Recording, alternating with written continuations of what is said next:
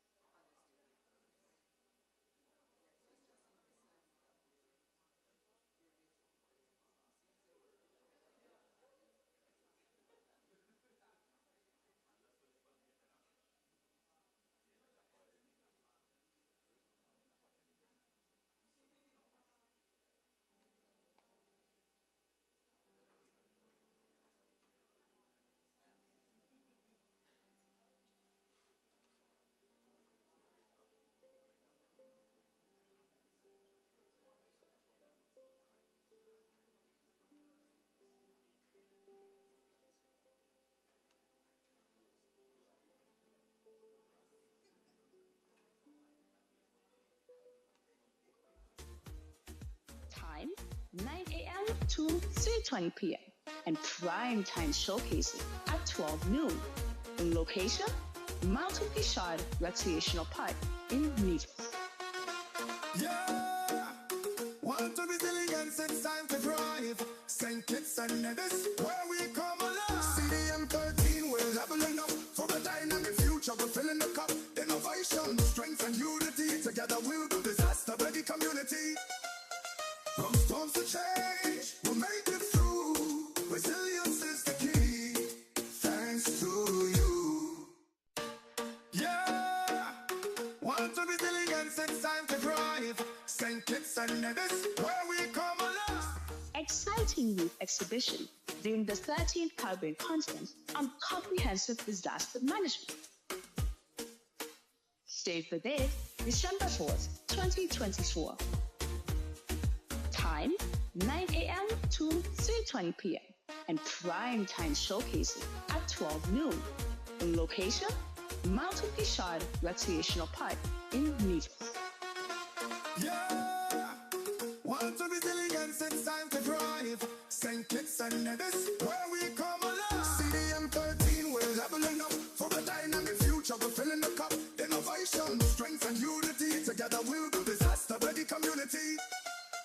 From storms to change, we'll make it through. Resilience is the key, thanks to you. Yeah, want to resilience, it's time to thrive. St. Kitts and Nevis, where we come alive. Exciting youth exhibition during the 13th Caribbean Conference on Comprehensive Disaster Management. Save the date, December 4th, 2024. Time 9 a.m. to 3:20 p.m. and prime time showcasing at 12 noon. Location: Mountain Pishard Recreational Park in Nevis. Yeah, want to resilience, it's time to thrive. St. Kitts and Nevis, where we come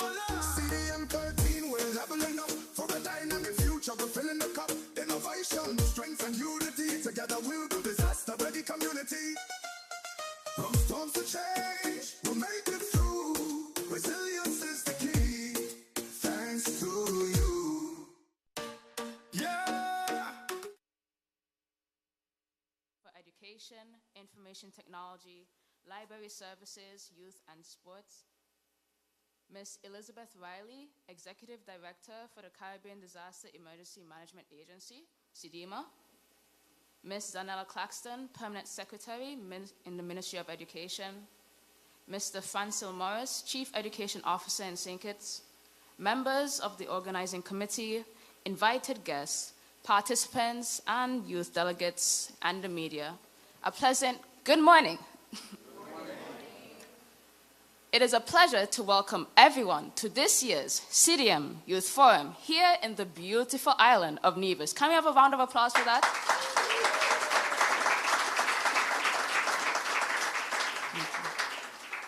This gathering is a powerful reminder of the importance of bringing young voices to the forefront of building a safer, more resilient future.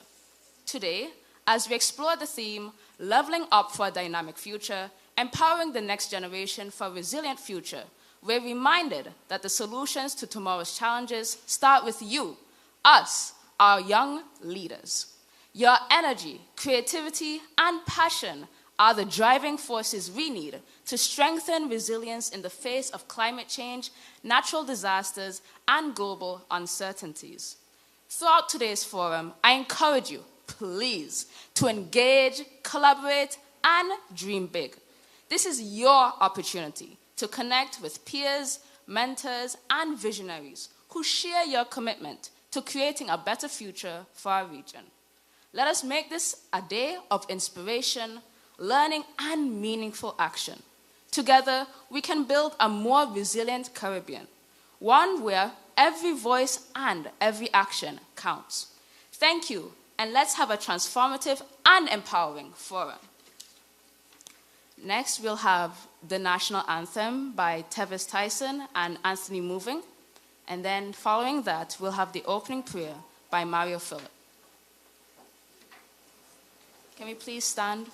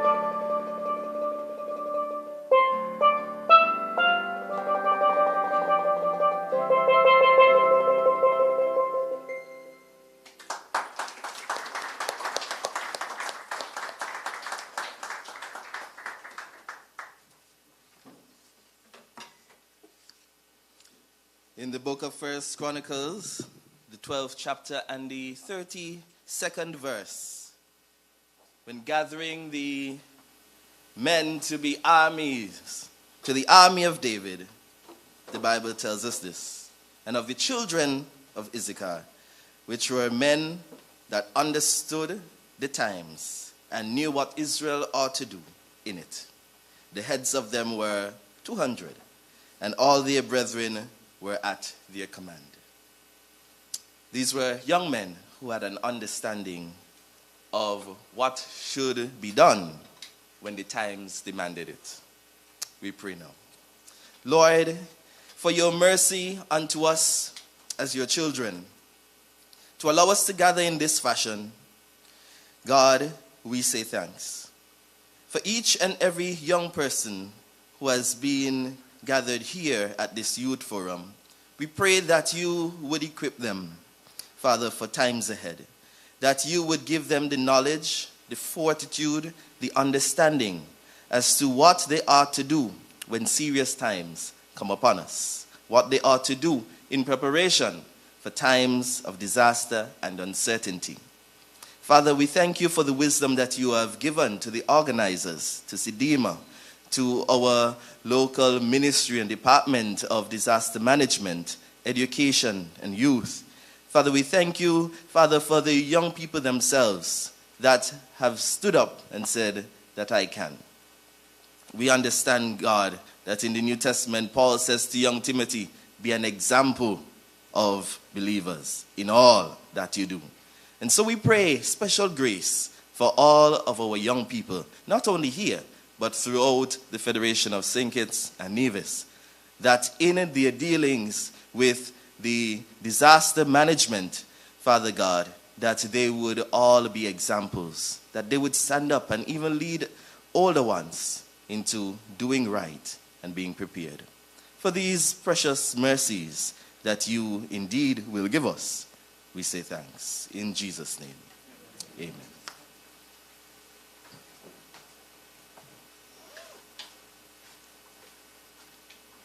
Please forgive me. Let me acknowledge the Tropical Shipping representatives, who is also our sponsors for this CDM Youth Forum. It's a pleasure having you here. So now we'll have the overview of the CDM Youth Forum by Ms. Tanisha Wyatt, and that will be followed by remarks from the Honorable Troy Liebert. You may be seated. Thank you.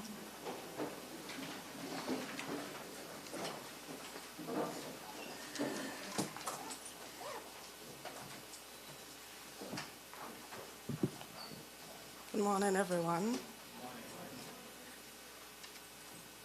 The CDM 13 Youth Forum is a dynamic and engaging event within the broader Comprehensive Disaster Management Conference.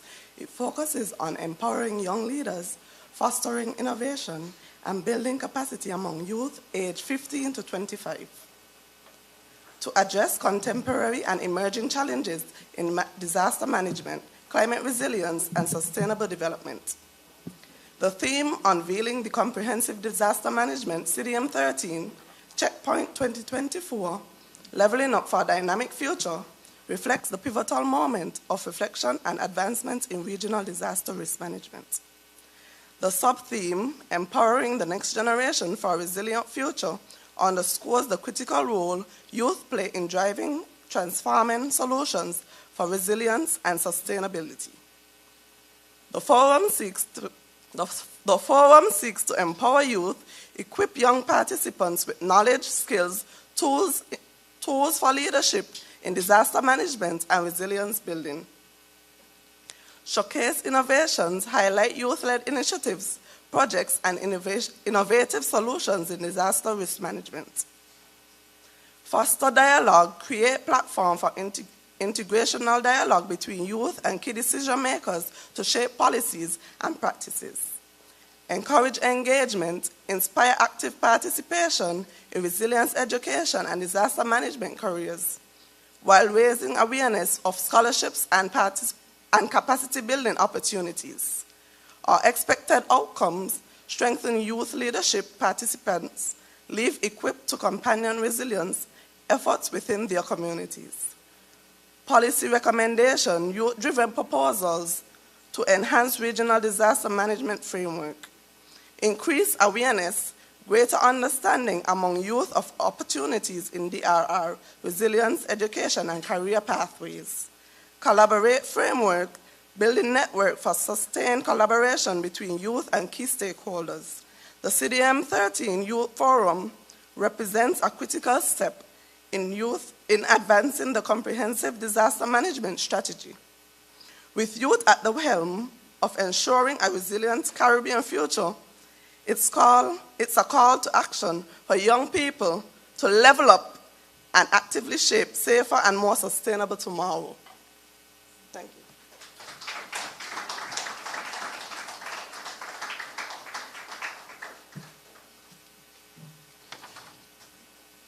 Pleasant good morning to all. Protocol having been well established, but allow me to welcome Mr. Dyer. I believe Mr. Dyer is still Director of Disaster Management. Mr. Dyer is such a master of all trades that somebody who has a lot of talent. Good morning, everybody. Good morning to all of our youth. And this morning I noticed that, young Williams, you sound very at home up here. You're doing a wonderful job. And of course, our resident national anthem providers, Tevis, Tyson, and Anthony, moving. I think this is probably my third or fourth time being here, and they're doing the national anthem. I think they do a wonderful job. That's youth. That's youth talent. You know, I don't know if Mario is still such a young youth, but Mario is also all over. You can't go anywhere and not see Mario. And young Miss Wyatt. Wonderful. I feel like I'm doing the vote of thanks. I'm so happy this morning to be here. I don't think that disaster management gets the type of publicity that it should get, you know.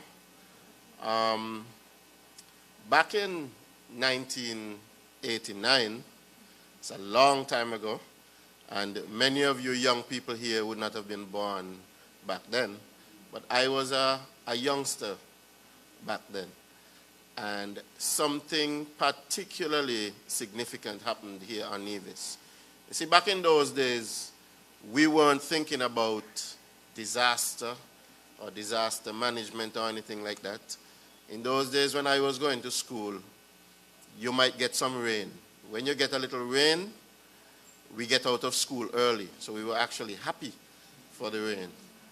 And those persons whose parents had vehicles would come and pick them up. And persons like me who were less fortunate, we would hop onto one of those vehicles. I don't think these young people know what it is to hop a truck. But the truck would be moving.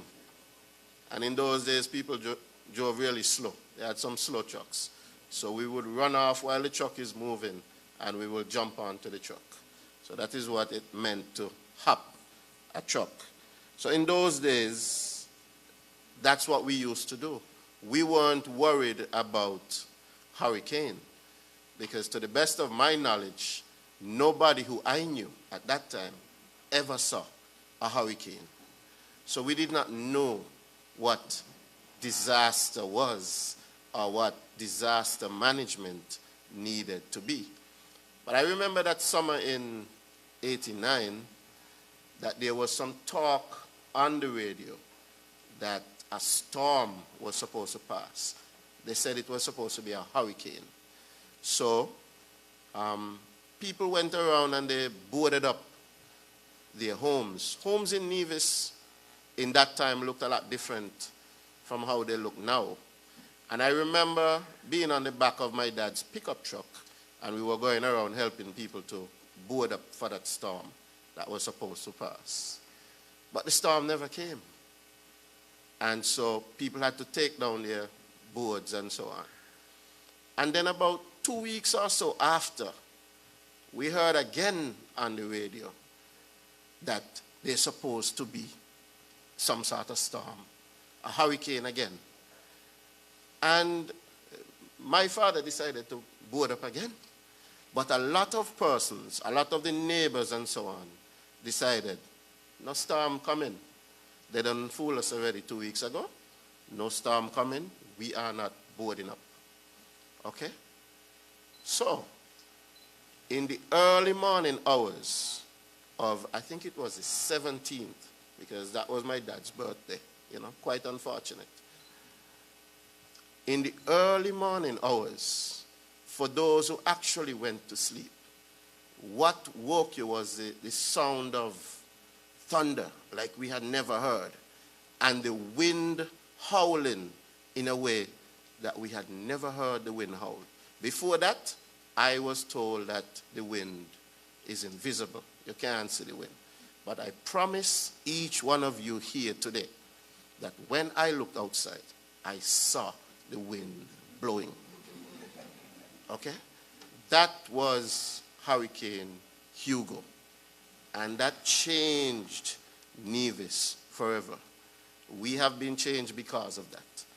The way that the houses are built in Nevis, before Hugo, most people lived in wooden houses that were on stones. The homes were held up by stones still in those days. And for those persons who had vehicles, you were able to get maybe from here to there a little, but you couldn't really drive around too much because most of the roads in Nevis were impassable. Couldn't get around. And for those of us who still had donkeys, we were able to go around and see what the damage looked like in Nevis. And that was not disaster, that was devastation. That is what we had in 1989. And it is out of events such as those, or let me use a better word, it is out of catastrophe such as that, that we have organizations such as CDM today. And we have disaster management organizations all around our islands in the Caribbean. You see, I know the importance of disaster management. And for some of you young people who have never heard the wind howl and you have never seen the wind like that, you might not understand the importance of disaster management. For some of you, you have grown up in a time where water runs in the house, where the house is, for the most part, made of concrete blocks and has a secure roof. So you think that all is well. But a few years ago, a storm passed through, and in places like St. Martin, they had concrete buildings, and concrete buildings fell to the ground. Disasters are real. We also have earthquakes from time to time. And that's one of the things that disaster management tracks. And every now and again, you hear of an earthquake happening somewhere to the north or to the east of Barbuda. I think that's an area where they happen quite often. But that's just across the way. Okay? What is to stop an earthquake from happening around these parts? And so it is important that we come together in forums such as this to ensure that we are preparing ourselves for these possibilities. You know, I have a whole speech here that I haven't looked at yet. I want to talk a little bit about climate change, because climate change is sort of one of those it statements now, where everybody's talking about climate change. In the big countries, we hear them talking about climate change, where they say some persons are climate deniers, some persons believe in climate change. But here in these tiny little islands, such as Nevis and other islands in the Caribbean, climate change is an existential threat. You know why? We don't contribute a lot to the polluting, but the results of the polluting, they affect us significantly. With every degree rise in the temperature of the water, the sea level also rises. I mean, persons who are older here on Nevis could tell you that Pinny's Beach, which is just to my left, just to the west, Pinny's Beach used to be a lot wider than how it is now. People would tell you that you used to be able to go from Pinny's Beach all the way over to the sea bridge. You can't do that anymore. What has been the contributing factors to these type of things? Climate change has a lot to do with it. Okay? The sea is not just rising just like that. Those who do science in school know that as the temperature of water rises, the molecules, they go further apart. Picture that on a global scale. It means that the level of the sea is going to come up. And when it comes up and you're living on a small island, it affects you greatly. We don't have a lot of land. So, it is a clear and present danger for us. Now, what role do you, the youth, have to play in this? You see, persons who are like me, we are already set in our ways. Our minds are already set to work a certain way. But for you, the young people, your minds are fresh. You can think about things that my mind could not begin to fathom. So it is for you, the young people, to take up these challenges. You can be innovative. You can work together to come up with solutions that will help agencies such as CDM to carry out their mandate, to carry out the work that they have to do. That is why CDM is having this youth conference, because not only do they want to sensitize you, but they want to get your ideas. We want to get your minds working, because it is the youth who are the future, okay? It is you who this is going to affect most, and it is you who we are depending on to come up with the solutions. So the young people are very important. So I'm very happy to come here to this conference. I'm going to look down at the paper now, but I won't stay too much longer. So this conference represents an opportunity to exchange ideas, to explore innovative solutions, and to engage in thought-provoking discussion. I want to challenge all of you to think beyond traditional methods and to embrace new approaches to disaster management. The challenges that we face in the world today are very complex ones, and it is your minds that we need. It is your talent and your resilience that we need. I want to encourage all of you young people to engage fully, to ask questions today, and do not be afraid to share the insight that you have. Do not be afraid to share your ideas. You might think that the ideas that you have are foolish, but those ideas might just be the ones that really could change the world.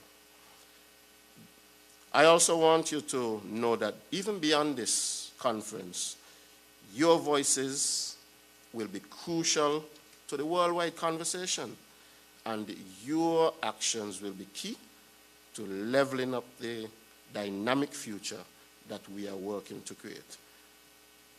I want to thank all of you for your commitment, your energy, and your dedication to making a difference. Let's make this conference a turning point in our journey towards a more resilient Caribbean. I think I was supposed to declare this forum open, so let me take the opportunity on behalf of the Ministry of Youth to declare this forum officially open. Thank you.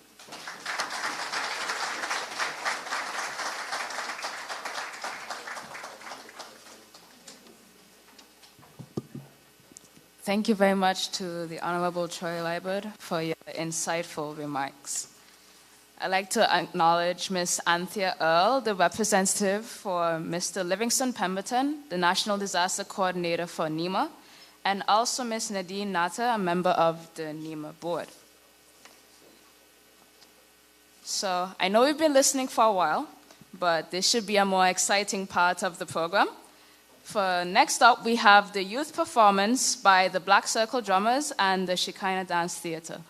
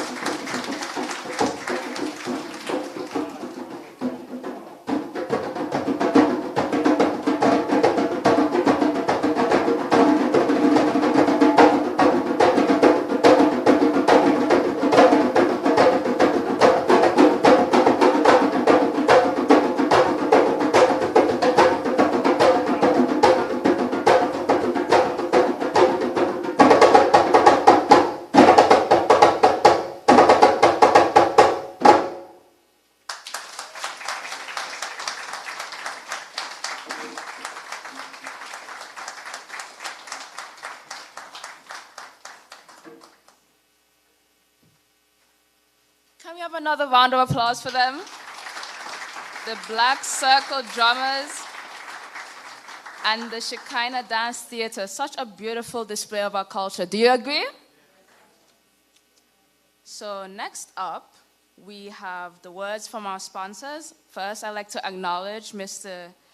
Jean-Benoit Manès, the UNICEF representative. He will also be doing his presentation because he's one of our sponsors.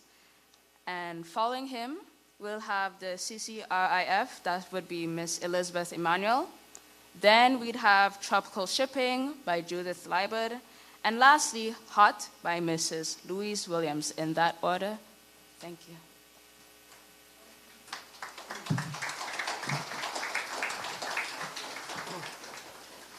Yep.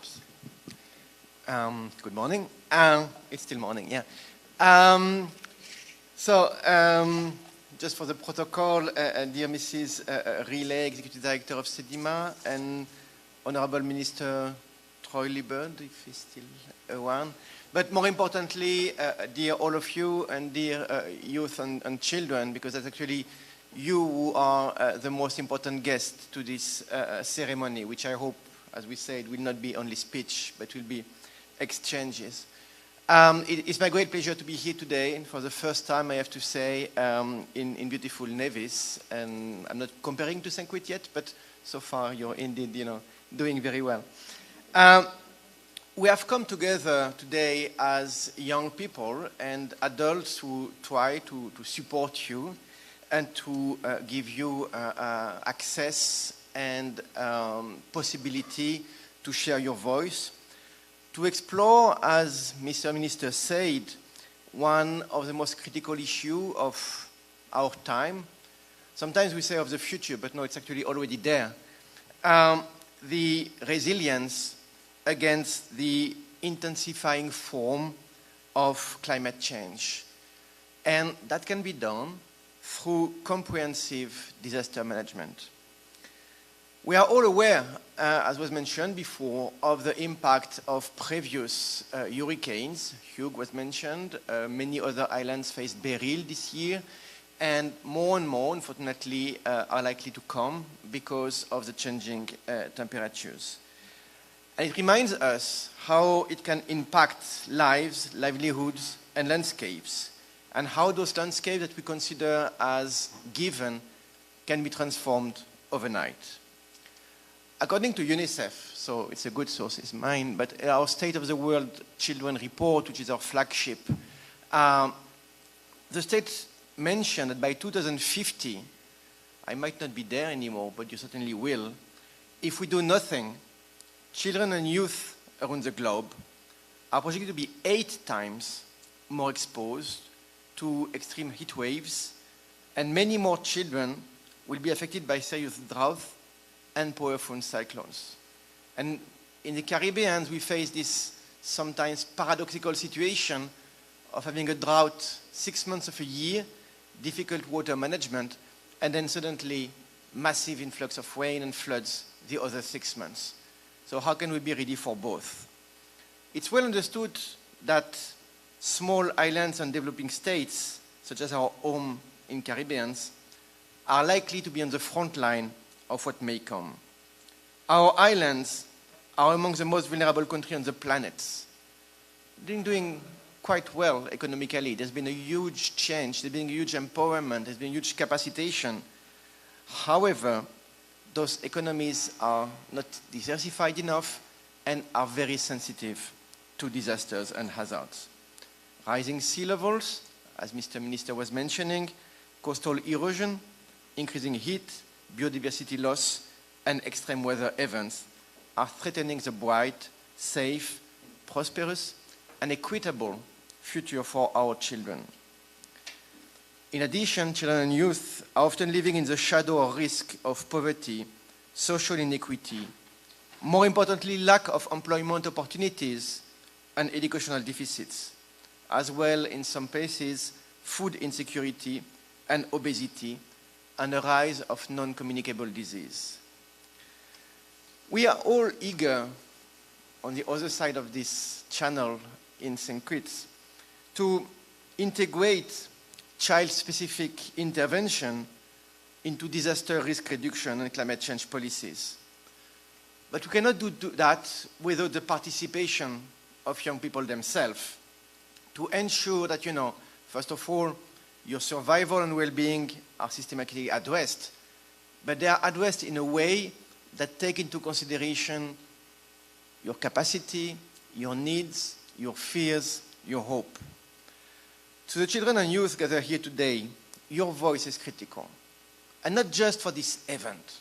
I hope that we'll be able to exchange. I hope we'll be able to listen. I hope we'll be able to hear you. But there shouldn't be only one shot. That should be daily, with opportunities given to address authorities, ministries, influencers on this island, in the Caribbean in general, and at global level to address those issues. So tell us what you want and what you need.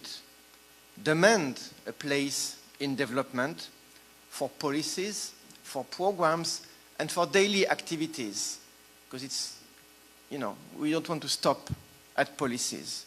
Because they affect your lives, they affect your futures. Fight for your rights. We want to create opportunity for you to share your voice and amplify them. And I want to insist on this one. I'm convinced that here today, we have the best and brightest children and youth in these islands.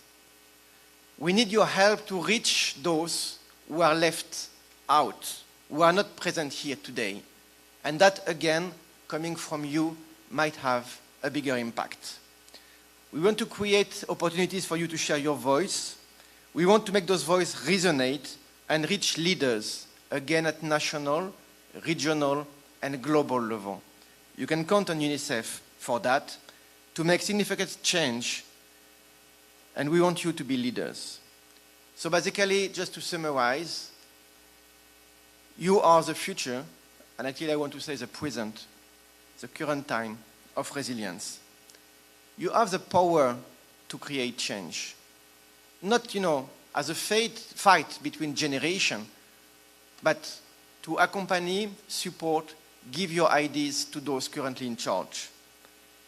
That cannot be done overnight. That cannot be improvised. We need to exchange. We need to learn, because knowledge and preparedness save life. UNICEF and its partners will continue to support you, again, not today only, but for the foreseeable years until preparedness becomes an efficient way to mitigate those global changes. Thanks again.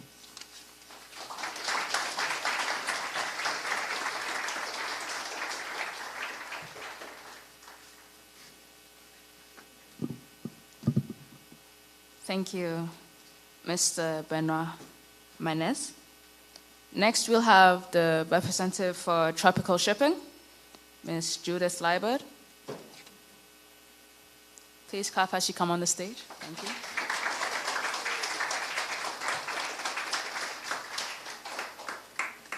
Good morning, everyone. Allow me to adopt the protocol which Ms. Williams so ably established earlier. Let me recognize all of the youths that are here with us this morning. Present good morning, special good morning to all of you. I would also like to recognize my colleagues there from Tropical Shipping. I bring apologies from Mrs. Jennifer Nugent-Hill, Director of Governmental and Community Affairs of Tropical Shipping, who would have loved to be here with us today, but due to unexpected urgent matters, she's unable to do so. Fraternal greetings from management and staff of Tropical Shipping, a company who started operation over 60 years ago into the Caribbean region. It is indeed a privilege and honor to stand before you this morning at this critical gathering where we reunite in our shared mission to address disasters and their impact on our communities, country, and the region. Disasters, whether natural or man-made, have become an increasingly common feature of our lives, from devastating hurricanes, volcanic activities, to industrial accidents and public health crises. The frequency and intensity reminds us of the urgency to act decisively, collaboratively, and innovatively. To this end, Tropical Shipping has continued to sponsor disaster awareness and support programs. Insofar, we have signed a memorandum of understanding with CDM in 2015, whereby Tropical Shipping is committed to provide shipping emergency containers at no cost to disaster-affected islands throughout CARICOM. We reaffirm our commitment to CDM this year by being a silver sponsor to the 13th Caribbean Conference on Comprehensive Disaster Management. We hope this collaborative gesture continues to, as long as disaster continue to threaten and the end for such collaboration exists.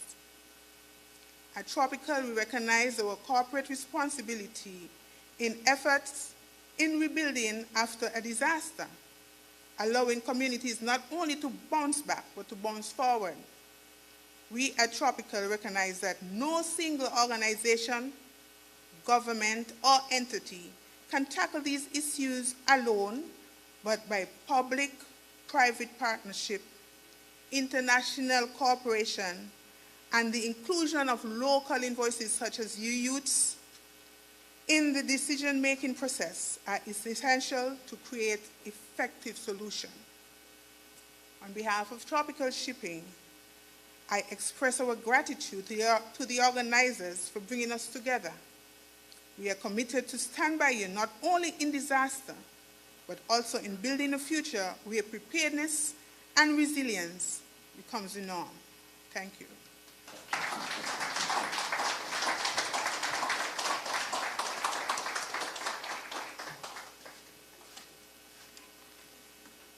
And for the last words from the sponsors, we'll have Mrs. Louise Williams, who will be representing HEART.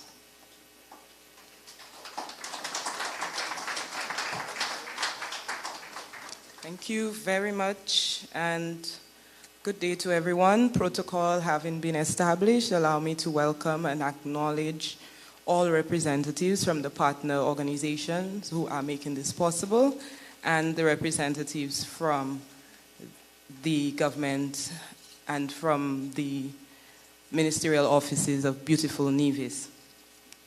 So my name is Louise Marthin-Serrier, but I'm thinking that somebody was going to write that out and they thought that is too difficult to pronounce. Let's just put Louise Williams. I understand. I'm Louise Williams for today, and that's fine.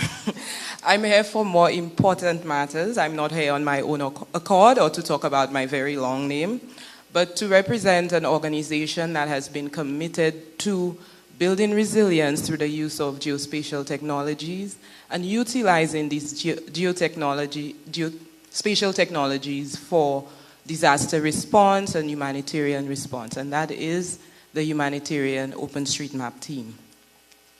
And so on behalf of the Humanitarian OpenStreetMap team, or HOT, which we call it for short, I want to take a moment to congratulate our partners, CDM, for once again bringing together youth from across the Caribbean region for what I know will be a very enlightening and exciting youth forum. And so, for those of you who don't know, we also have an MOU with CDM, and we're very happy to partner with them, not just on bringing geospatial technologies within their own agencies, encouraging the use of open geospatial technologies within their agency, but also helping them to engage with communities and to bring that to groups such as yourselves, the young persons. And so when we speak of leveling up for a dynamic future, what better way to do this than to build and to engage with the humans among us who are our future, and that is the youth. So I'm going to take a moment to address you. Allow me to bid a warm welcome to all of you. You are the most important persons in the room. Of course, I acknowledge all of our sponsors, all of our officials. You're important as well, but it's a moment for the youth to shine. You had your moment at the opening yesterday. So you will be having what I know will be an enriching set of sessions over the next 3 days. And through our team of what I call esteemed facilitators, the Humanitarian OpenStreetMap team is happy to include what we call Open Geospatial, but for short, let's just say Open Mapping as part of this lineup. So seated over there, you could see 3 persons with hot shirts. They are what I would say are a very dynamic group of individuals. For many years, through both volunteering their time and otherwise, they have been committed to spreading the use of open mapping technologies with young persons across the region, and they are extremely skilled. I've been watching them in action over the next few days, preparing for the upcoming sessions, and we're very excited to be a part of this. So this theme for this forum is very much in line with what Humanitarian OpenStreetMap team seeks to do in the region, building resilience through education and action. And so under our recently established Caribbean program, we have a set of upcoming initiatives which don't only include capacity building, but also include small grants to persons within communities in order to ensure that the youngest within our communities, within our countries, actually have access to the resources and the training to be part of the use of OSM or OpenStreetMap technologies for building resilience, for responding to disasters. And so, thank you again to our sponsors. I will be quick. I was told I only had 2 minutes. And we look forward to more initiatives like this that start off small and grow exponentially. Only 2 years ago, we were in the room at the CDM Youth Forum, and it was 50 young persons who we were able to share the OSM technologies with. We were able to do a simulation with them using other digital geospatial technologies. And through Bernays, we were able to hear a lot about the stories that came out of young persons bringing these things back into their communities, bringing what they had learned and building initiatives and adding to their communities' work around disaster response and disaster planning using that knowledge. So we were happy to see that there are now way more than 50 persons. So it has grown exponentially, and we hope we're able to partner and have a lot more such initiatives with CDM. And we want to thank you for allowing us to be a part of this. And to our youth, may you join the over 10 million mappers from across the globe who are currently adding to OSM. And may you utilize that knowledge to change your communities, build resilience, and of course, support the older folks in executing disaster plans and planning for disaster response. We thank you so much.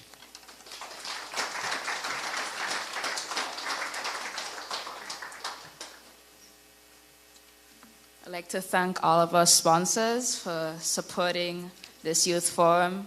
Without them, this would not be possible. So I'd like to thank all of our sponsors and for the words they gave here. Next, we'll have the brief remarks by Ms. Elizabeth Riley. And we're winding down because after her, we'll have the vote of thanks by Malik Quilly. So, Ms. Elizabeth Riley.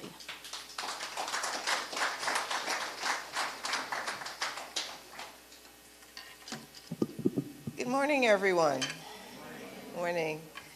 And I know the protocol has already been established, but I, of course, need to say a warm good morning to all the young people who are looking back at me, including those who might be looking at their phones. I want to say greetings, of course, to Mr. Dyer, who is the leader here at the Nevis Disaster Management Department, and of course to our sponsors who are in the room, our colleagues and friends from Tropical Shipping, from UNICEF, great to have you here, and of course our representatives from HOT, the HOT team who are with us. And I know Criff is not here today, but there are over on St. Kitts for the other event. So, and I don't take anything from persons watching their phones, because as my two youth daughters tell me, the 15 and the 20-year-old, you don't know what I'm doing with the phone, Mommy. I might be taking notes. So that's all good too. All right, so yes, that's what they usually tell me. All right, so first of all, it's really great to be here. You know, a year and a half ago, I had a meeting with the Honorable Prime Minister Drew, and I said to him, we want to take the Caribbean Conference on Comprehensive Disaster Management to an OECS state, because we'd never done it before. And he immediately said yes.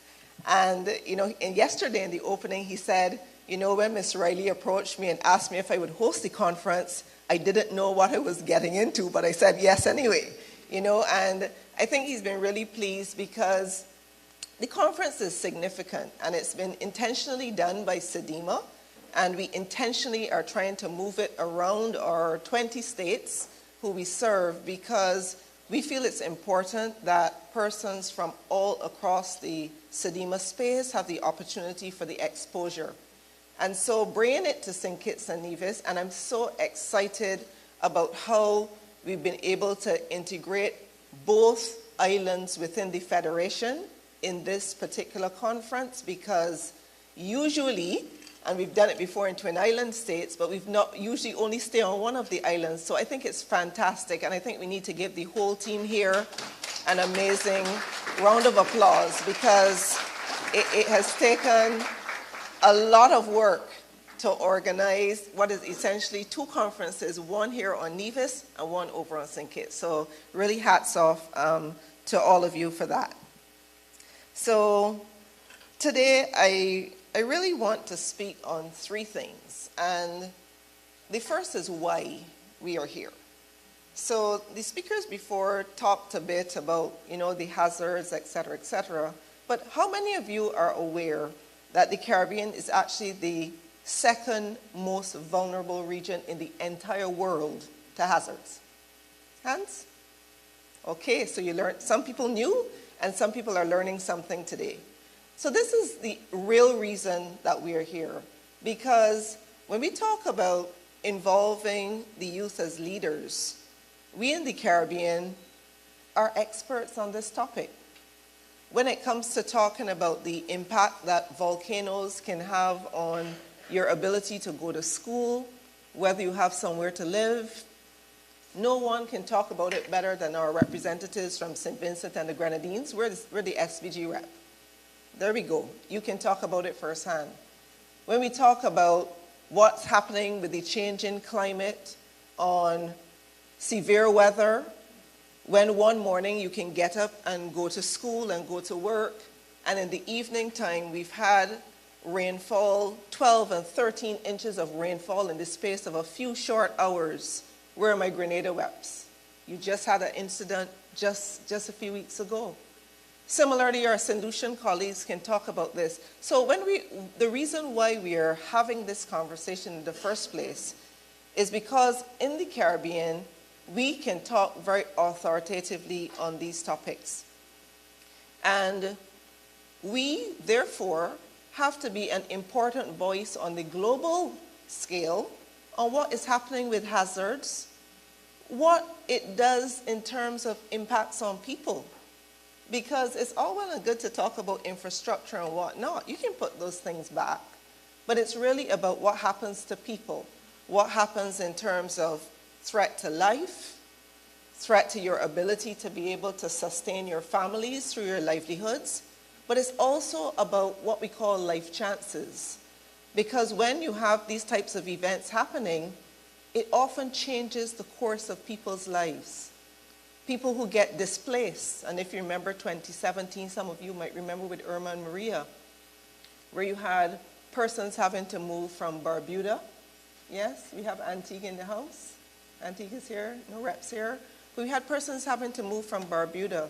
Children who moved from the British Virgin Islands. Some came to school in Barbados, including my nieces, who were at school in the BVI, and their schools got destroyed, and they had to move back to Barbados. Left their parents were back in the BVI trying to rebuild and whatnot. But the kids came and they were staying with me and my family, and they were there with us for a term as their schools were rebuilt, etc.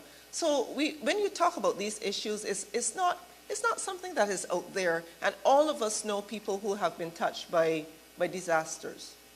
So we need leadership.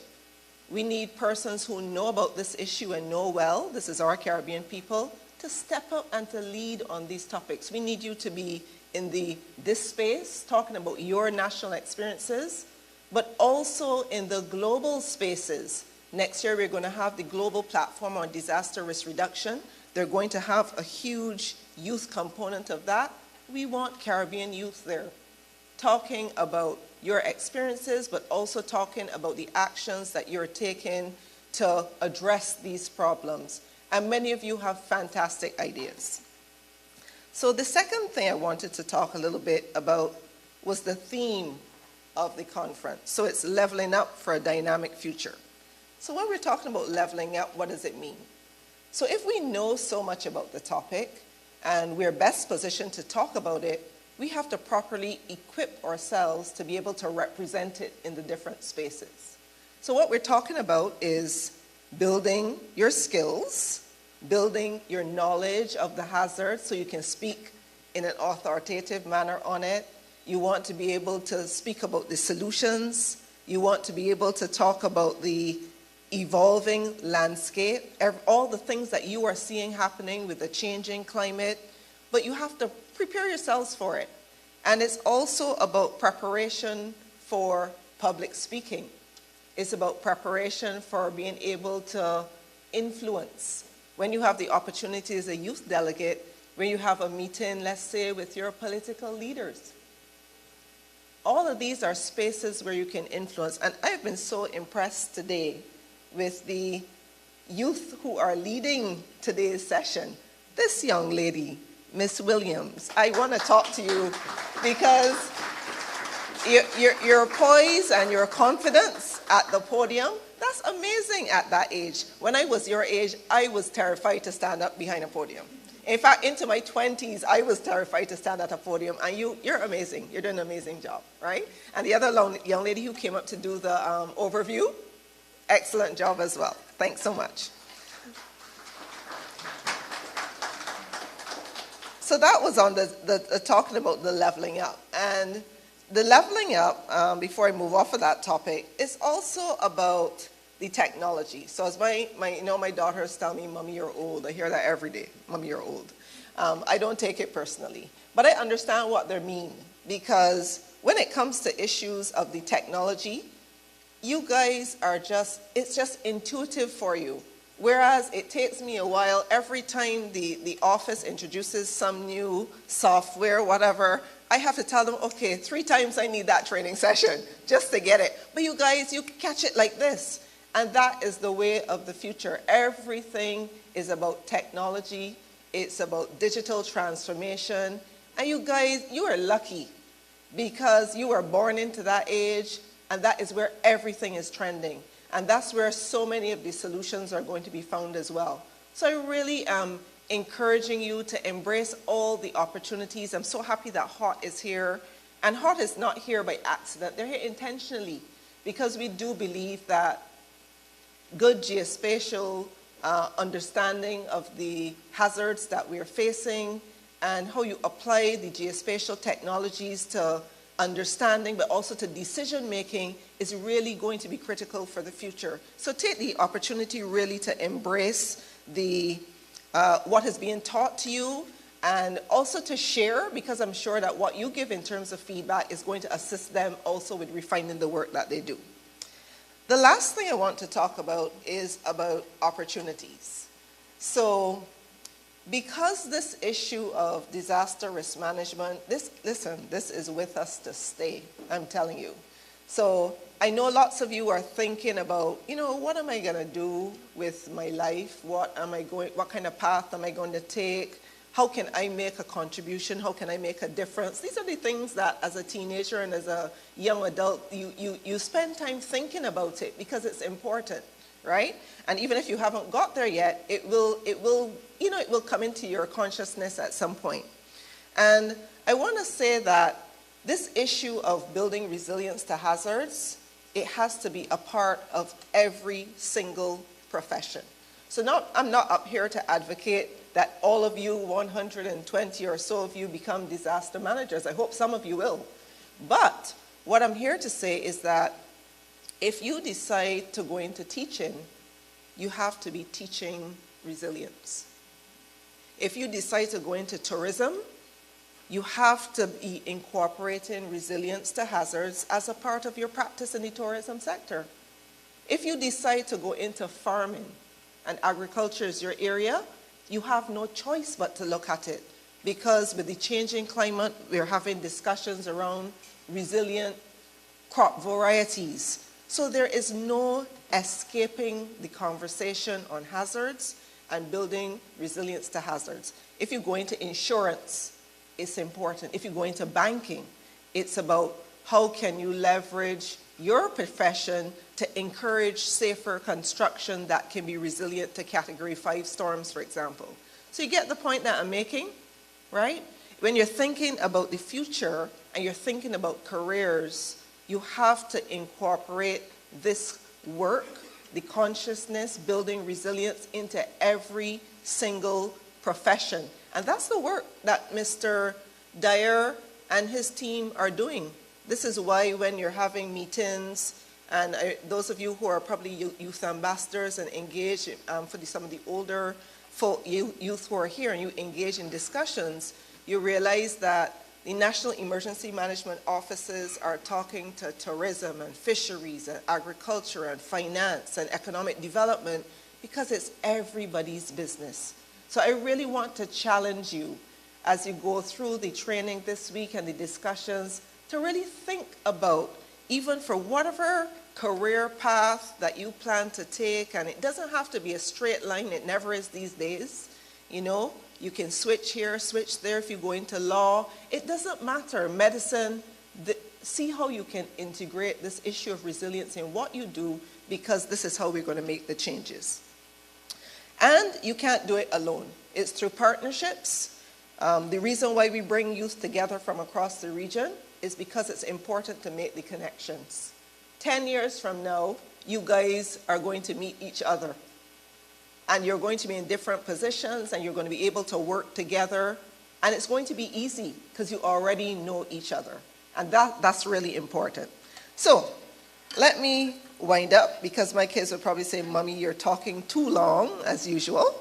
So I want to say special thanks, of course, to our sponsors. I have to recognize the European Union through the Building the Resilience of the CARIFORUM States to Disaster Risk and Climate Change Impacts Project. It's called BRICS for short. They are really the title sponsor of the full event, including supporting the youth conference and the main conference on St. Kitts. So thanks to the European Union. I also want to acknowledge our diamond sponsor, CRIF. And I know they're not here, but I think you should, I hope you have the opportunity to hear a little bit more about CRIF, because this is another one of the innovative things that the Caribbean has brought to the world, the first ever, what you call a parametric insurance product. And I hope Bernice is a little, yes, there's going to be, okay, great, a chalk on that, because there are a lot of great things that are happening in the Caribbean that are only being done here, and other parts of the world are actually looking to us to figure out how do we get what the Caribbean did done in our own space. I also want to say thanks to our gold sponsor, UNICEF. Jean-Benoit is here. Thanks so much for being here this morning. Silver sponsor, Tropical Shipping. And you know, Tropical and CDM are friends. You know, because as Jennifer Nugent-Hill always says, we're in this for the long haul. This is not a one-off type of a partnership, and these are the type of partnerships that we want to build. I want to thank the HOT team for being here as well. Special thanks to the organizing committee. I know you guys have been working so hard to make sure everything is running smoothly. Bernays, thank you from me and the management of the team. Thank you to you for coordinating everything. And of course to Mr. Dyer and the team at DMD, really appreciate it. So I just want to leave by saying that if we want to have a resilient Caribbean, we need to have empowered youth. And I want to encourage you to don't be afraid of leadership. Don't be afraid of failure. because when you fail, you learn. And that's one of the things that I've really come to embrace. Just be fearless. Do the things that you know need to be done. And even if you're the only one that is saying something or moving in a particular direction and you know it's the right direction, stay the course. Don't worry about people making fun of you, or peers are an interesting thing. They can move for the positive or they can move for the not so positive. So don't be afraid. Don't be afraid to do things that are different. Don't be afraid to step out and be the person who takes up the mantle to carry a particular discussion or area forward. Don't be afraid of it.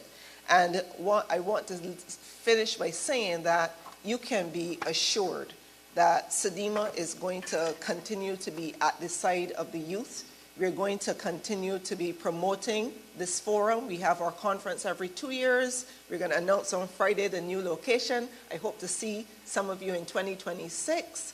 And just to say that, we will continue to support you.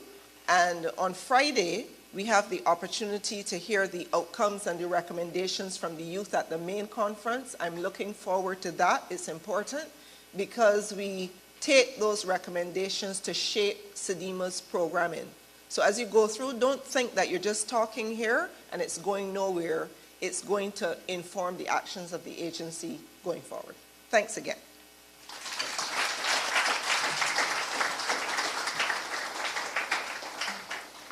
I'd like to thank Ms. Riley, the Executive Director of CDM, for your remarks. Thank you for solidifying the point of the CDM Youth Forum. Because if there's one thing with us young people, if we don't see the point of listening to what you're saying, we're either going to be outside or on our phones. So, last but not least, we'll have the vote of thanks by Malik Quilly, and that'll finish us off for this program. So we'll have Malik Quilly with the vote of thanks.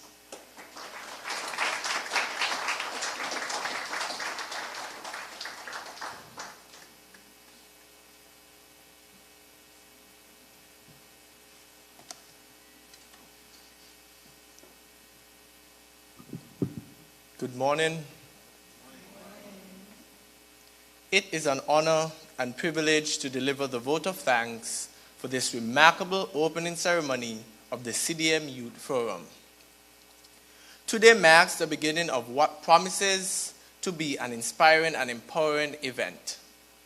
And this moment would not have been possible without contributions of so many. First, I extend heartfelt gratitude to Ms. Williams for chairing our ceremony, for her warm welcome, and for so expertly guiding us through these proceedings. Thank you for setting the tone for this forum with grace. To the students of St. Kitts and Nevis, thank you for leading us in the national anthem, a perfect reflection of the spirit of this forum. Our thanks also goes to Mr. Mario Phillip, representing the youth of Nevis, for the opening prayer. Your words reminded us of the importance of faith and purpose in our efforts to create a resilient future. To Mr. Tanisha Wyatt, Youth Delegate from St. Kitts, we deeply appreciate your insightful overview of the CDM Youth Forum. Your passion and clarity reminded us of why we are gathered here today: to empower young leaders and chart a dynamic path forward. A special thank you goes to the Black Circle drummers and Shanika dancers for repeat that name for me? Shakina dancers for their breathtaking performance. Your art brought energy, culture, and inspiration to this event, reminding us of the creativity, spirit, and strife in our communities. We are deeply grateful for Ms. Elizabeth Riley, Executive Director of CDM. For her thoughtful remarks, your leadership and vision continue to inspire us. And your dedication to diverse management and resilience building remains a guiding light for this forum and beyond. To the Honorable Troy Liburd, Minister of Education, thank you for your remarks and for reaffirming the vital role of education and in building resilient societies. Your presence here today underscores the importance of empowering youths as agents of change. On behalf of CDM, the organizing committee, and all participants of the CDM 13 Youth Forum, I extend heartfelt gratitude to the sponsors who have made this event possible. UNICEF, thank you for your unwavering commitment to the empowerment and development of young people. Your support inspires us and drives this vision of a resilient future. The BRIS team, your dedication to advancing resilient education and supporting new ideas will help shape a brighter future for a diverse management. Tropical Shipping, thank you for partnering with us to build systems that protect and connect communities, especially during crisis. SCRIF, SPC, your investment in diverse risk education ensures that young leaders are prepared to tackle risks and challenge effectively. Hot Team, your focus on empowering communities with technology and data is a game changer for resilient building. NEMA and NDMD, your leadership and collaboration demonstrate the importance of the local solution in a diverse management. The Ministry of Education, thank you for ensuring resilience is a part of our education system, helping to prepare young people for leadership. Together, your contributions have made this forum a powerful platform to passion, inspire ideas, and equip youth for a resilient future. To everyone working behind scenes, the organizers, the facilitators, and technical team, thank you for your dedication and hard work in making this event a success. And to all the participants, thank you for being here and for committing to leveling up for a dynamic and resilient future. Together, we are shaping a generation ready to lead, innovate, and inspire. Thank you, and may this discussion and engagement throughout this forum be fruitful and transformative. Let's give everyone another round of applause. Thank you.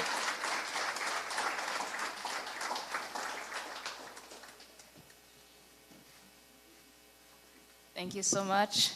I'm just here to announce to all the St. Kitts participants and those who didn't register to please do so during the break. Thank you very much.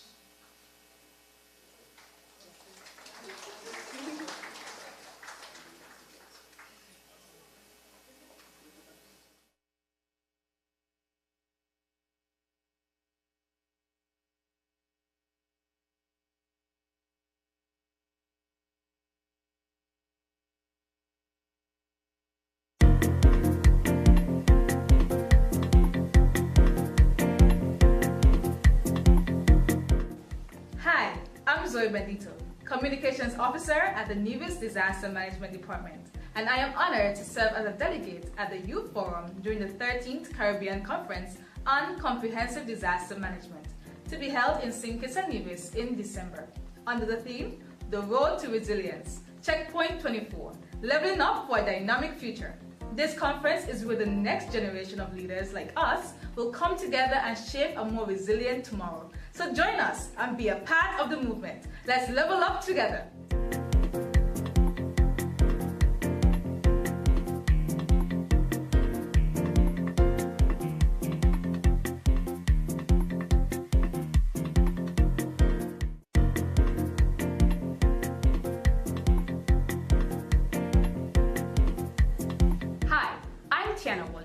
A former intern and prospective employee at the Nevis Disaster Management Department. I'm excited to be a delegate at the Youth Forum 13th Caribbean Conference on Comprehensive Disaster Management. Join us at the event, where we're shaping a resilient future. Don't miss out. Be part of the journey toward resilience. See you there. Let's level up together. Be part of the movement.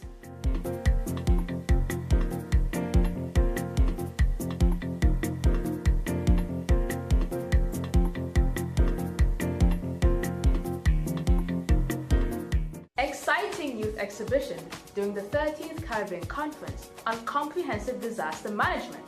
Save the date, December 4th, 2024. Prime time showcasing at 12 noon. Location, Malcolm Cushard Recreational Park in Nevis. Join us as we celebrate the creativity, innovation, and resilience of our primary school students and young stakeholders from Nevis. This engaging exhibition will showcase their talents in responding to disasters and building safer, more resilient communities. What to expect? Live hazard simulations, where students demonstrate real-life scenarios on how to respond and recover from various hazards. Creative booths, featuring eye-catching displays on disaster risk reduction, resilience, and climate change adaptation. Interactive presentations on evacuation routes, survival kits, and innovative ways to minimize the impact of hazards. And posters, brochures, and school banners on full display to educate and inspire, with all students wearing their school PE uniforms or risk reduction t-shirts. The youth of Nevis will take center stage presenting their visions on a safer future. Don't miss the chance to witness how the young minds of Nevis are contributing to a resilient and prepared community. For more details, visit the Nevis Disaster Management Department social media pages or contact us via the phone number 469-1423. Join us at the event where we're shaping a resilient future. Don't miss out. Be part of the journey toward resilience. Let's level up together.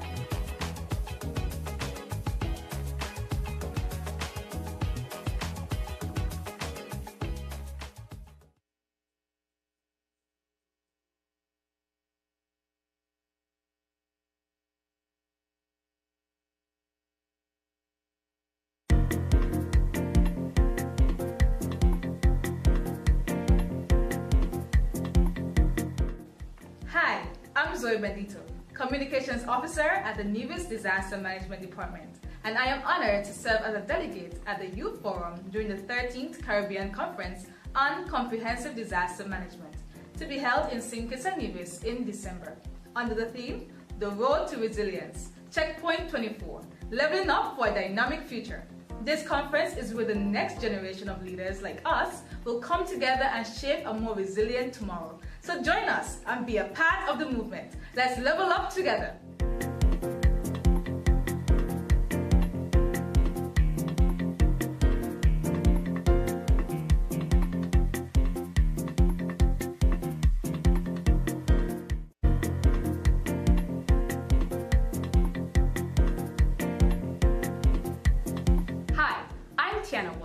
A former intern and prospective employee at the Nevis Disaster Management Department. I'm excited to be a delegate at the Youth Forum 13th Caribbean Conference on Comprehensive Disaster Management. Join us at the event where we're shaping a resilient future. Don't miss out. Be part of the journey toward resilience. See you there. Let's level up together. Be part of the movement.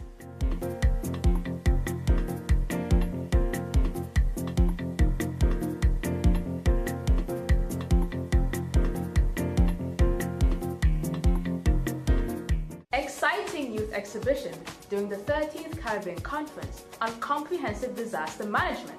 Save the date, December 4th, 2024. Prime time showcasing at 12 noon. Location, Malcolm Cushard Recreational Park in Nevis. Join us as we celebrate the creativity, innovation, and resilience of our primary school students and young stakeholders from Nevis. This engaging exhibition will showcase their talents in responding to disasters and building safer, more resilient communities. What to expect? Live hazard simulations, where students demonstrate real-life scenarios on how to respond and recover from various hazards. Creative booths, featuring eye-catching displays on disaster risk reduction, resilience, and climate change adaptation. Interactive presentations on evacuation routes, survival kits, and innovative ways to minimize the impact of hazards. And posters, brochures, and school banners on full display to educate and inspire, with all students wearing their school PE uniforms or risk reduction t-shirts. The youth of Nevis will take center stage presenting their visions on a safer future. Don't miss the chance to witness how the young minds of Nevis are contributing to a resilient and prepared community. For more details, visit the Nevis Disaster Management Department social media pages or contact us via the phone number 469-1423. Join us at the event where we're shaping a resilient future. Don't miss out. Be part of the journey toward resilience. Let's level up together.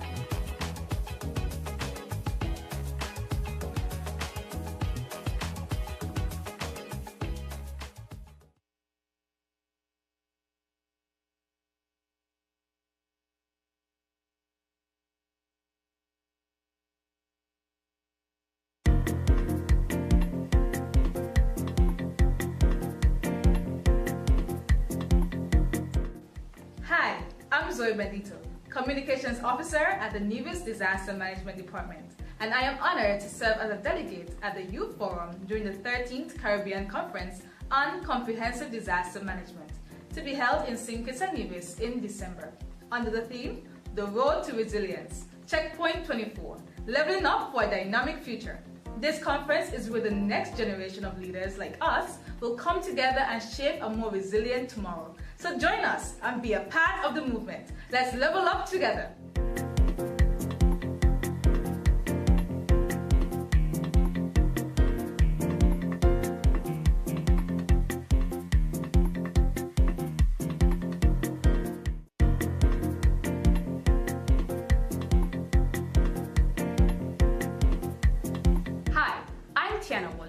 A former intern and prospective employee at the Nevis Disaster Management Department. I'm excited to be a delegate at the Youth Forum 13th Caribbean Conference on Comprehensive Disaster Management. Join us at the event where we're shaping a resilient future. Don't miss out. Be part of the journey toward resilience. See you there. Let's level up together. Be part of the movement.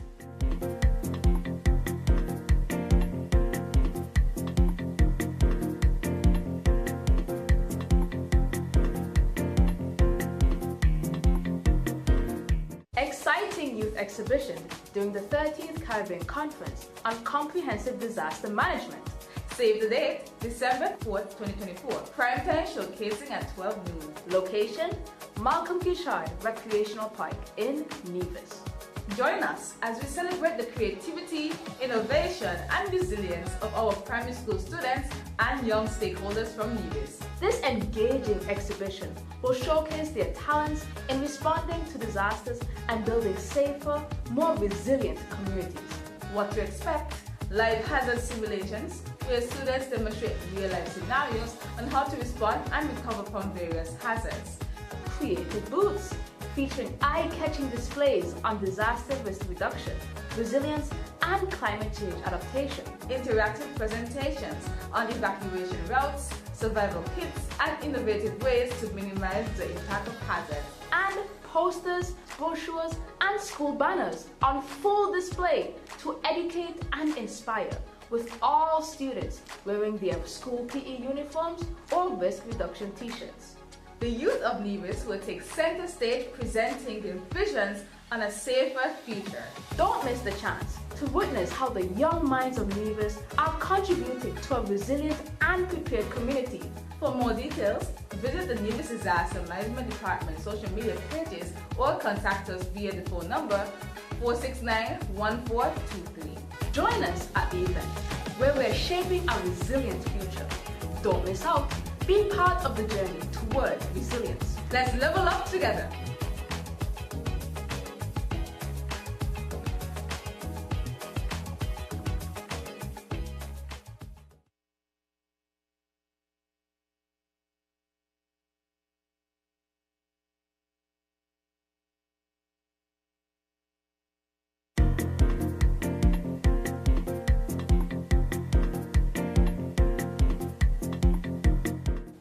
Hi, I'm Zoe Bendito, Communications Officer at the Nevis Disaster Management Department, and I am honored to serve as a delegate at the Youth Forum during the 13th Caribbean Conference on Comprehensive Disaster Management, to be held in St. Kitts and Nevis in December, under the theme, The Road to Resilience, Checkpoint 24, Leveling Up for a Dynamic Future. This conference is where the next generation of leaders like us will come together and shape a more resilient tomorrow. So join us and be a part of the movement. Let's level up together.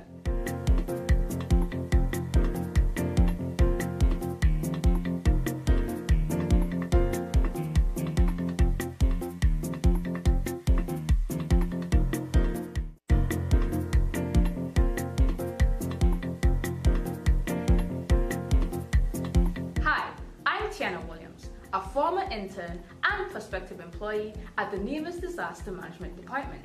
I'm excited to be a delegate at the Youth Forum 13th Caribbean Conference on Comprehensive Disaster Management. Join us at the event, where we're shaping a resilient future. Don't miss out. Be part of the journey toward resilience. See you there. Let's level up together. Be part of the movement.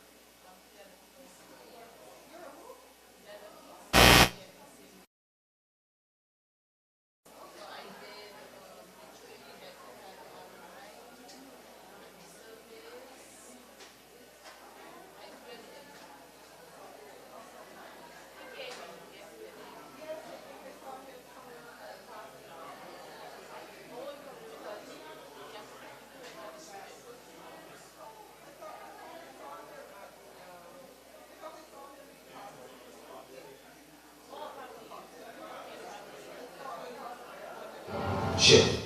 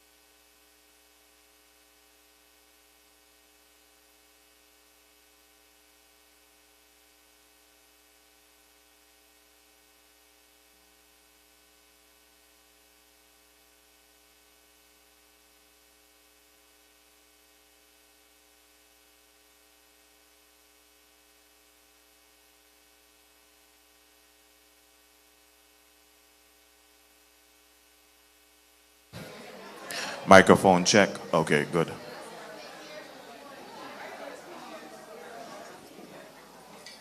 Yeah, so we have a live mic.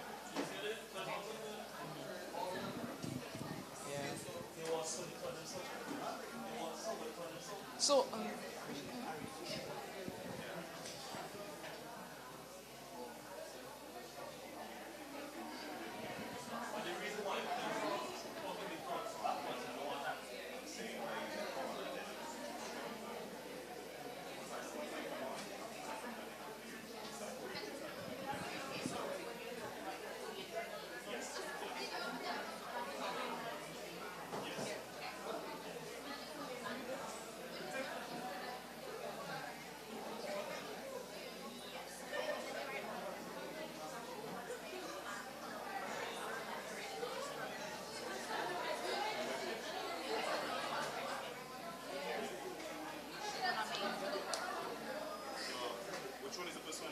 yes.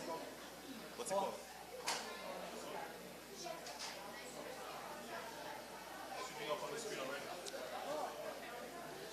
There are some spaces in the front. We would like to invite some of the trainees to just utilize the empty spaces.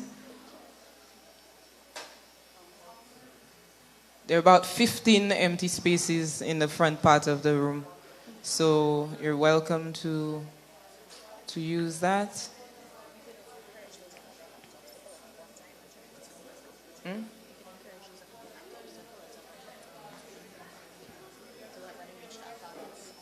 So probably after my presentation. Okay. Yeah. Okay, so while you're moving, I'm just going to start to speak about the order of this morning's session.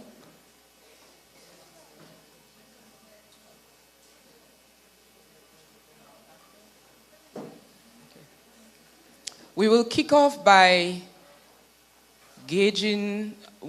increasing your interest in open mapping. So we're going to share with you, I'm going to share with you stories from Humanitarian OpenStreetMap team. So I am the Senior Associate for Community Projects with Humanitarian OpenStreetMap team, but I'm also a volunteer mapper with OpenStreetMap St. Lucia. And so with me are a team of facilitators who will introduce themselves and give you a quick lightning talk, sharing with you some of the work that is being done and the ways in which we use open mapping to build resilience and to improve our communities. Once we're done with that, we're going to go to what I call the fun part, which is actually training in the use of the OpenStreetMap platform. We're going to show you how to sign in, how to register, how to actually go through an online tutorial and to start mapping. Okay? Once we're done with that, we're going to have a final quick session that will prepare you for our field mapping activity tomorrow. So tomorrow we're going to have a very fun simulation in the field. It is serious business, understanding how to use GIS for open mapping, but we also try to make it fun as well. Okay? So once we've wrapped that up, we will help you to ensure that you have the right application on your phone to utilize for the field mapping session. And once you're done with that, then we're done for this morning's session. Can I encourage all of you who have laptops with you to just ensure that they're on, they're charged, and we're going to be using them to the later part of the session to ensure that you could sign in. Okay? Those of you who don't have laptops or desktops with you, in order to actually trace polygons, you need that. So we would want you to take note of what is being taught and try to find a way to practice as the days go on or when you return home. Where's the presentation?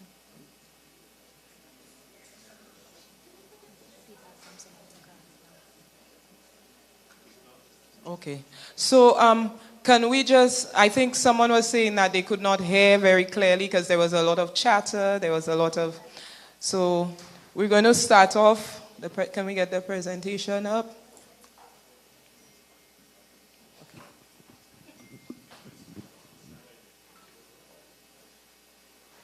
Okay, so I'm part of what we call the LAC, or Latin America and the Caribbean Open Mapping Hub. So essentially, we are a team who are based in the Caribbean region. We are one of 4 hubs, so there are 4 global hubs. And we work with persons within their communities to actually give them the tools, the resources, the training that they need to utilize open geospatial technologies to enable humanitarian mapping for disaster response and so on and so forth.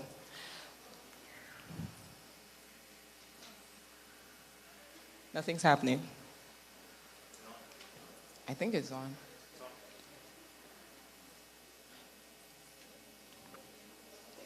Okay, so our goal is to ensure that communities have their needs addressed through mapping. Everyone can access and contribute to the map. So every one of you, we live in an age where the technology allows everyone to contribute to the map. So you do not need to necessarily have the level of GIS technical skill that you would have needed 20 years ago. These programs allow you to actually go through satellite imagery, look at the map, look at your communities. Funny enough, that is what motivated me to get involved with open mapping almost 10 years ago, when I logged in and I was able to look at my community. And even worse, I was able to see that there were sections of my community that were not on the map, just dark spaces. I was like, that's not right.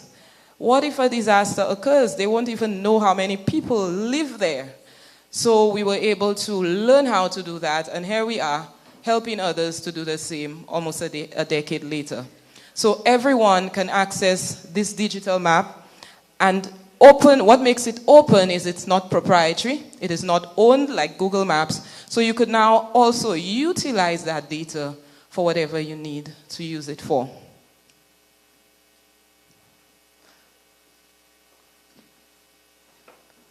Okay. I'm just going to go through as much as the clicker allows me to go through. All right, so our goal is to map each corner of the world so that no one is left behind. And what we found as we did research on mapping the Caribbean is that there are many unmapped areas in the Caribbean. We have a long way to go, and we are lucky in the sense that as the movement is taking root in the Caribbean, we have our peers in other parts of the world who have done this before. So we're able to have peer-to-peer sessions, we're able to learn from their mistakes and rapidly move forward with mapping our communities. And so with HOT specifically, when we speak of mapping, we have a bit of a history in the Caribbean region where, how many of you have heard of the devastating earthquake that happened in Haiti in 2010?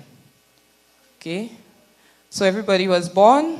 Well, I wasn't born yet, but it happened. It was devastating. And one of the sad things about that earthquake is that the access to the geospatial technologies did not exist anymore. Everything got destroyed. The government lost access to their databases. They lost their maps. And so responders had a lot of trouble being able to find persons and to do the work needed to be done on the ground. So in came our open mappers from across the world, and they were able to respond immediately to support on-the-ground responders in using their mobile technology and assist with mapping.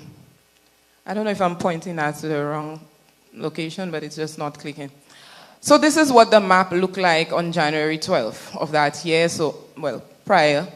Poor representation of reality. So there were a lot of homes in these spaces that just did not appear on the digital map, but would appear on satellite imagery. And so this is what we would have after hundreds of persons invested about 6 months into entering that data onto the map. So you could better see where the roads are, where the buildings are, and what responders had to deal with as they went in to save lives and to provide what needed to be provided to persons. And so from that point, we had hundreds of cases from 2010 to now 2024. We have had many cases where we did what we call activations. We go in and we support persons after a disaster. But then we said, but why are we waiting until a disaster actually occurred? Why not ensure that persons have the capacity to use maps and actually have areas fully mapped before an actual disaster? So that is where most of our work lies. We ensure that areas are mapped, digital maps exist, persons use it for various uses, not just for disaster response. I know that there's a group of young persons who actually built an app to map shelters that could be used offline so that persons can actually see, regardless of whether you are from the country or not, their hope is that persons could actually see where to get to the nearest shelter. And so these are just our hubs, right? So I'm going to move quickly because I have some colleagues. And so our partnerships are a huge part of the work we do. So apart from CDM, we have partnerships with the Youth Emergency Action Committees. We work closely with youth mappers, and we work closely with the governments of the various countries. We also have a large number of projects happening with tertiary level institutions. When we speak specifically of the Caribbean, we speak of our partnership with the Caribbean School of Open Data at the University of the West Indies.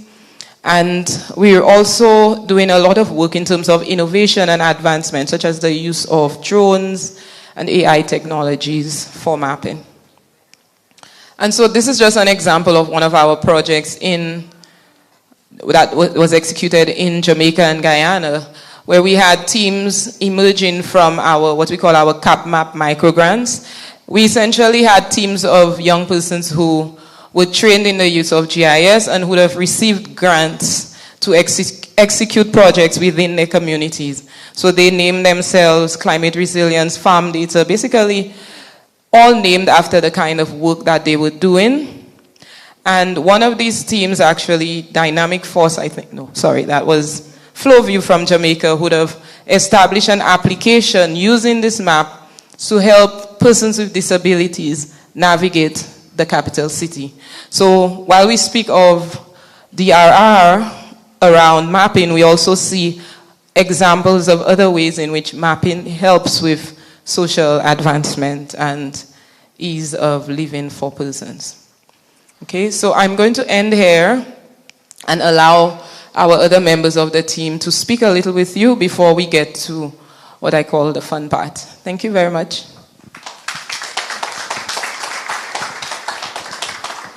Thank you, Louise. Okay, so cueing my presentation. Pro-Ann.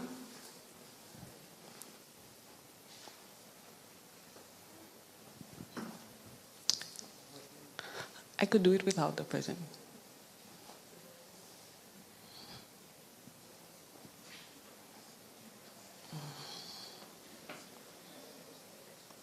Yes, with my picture, yeah.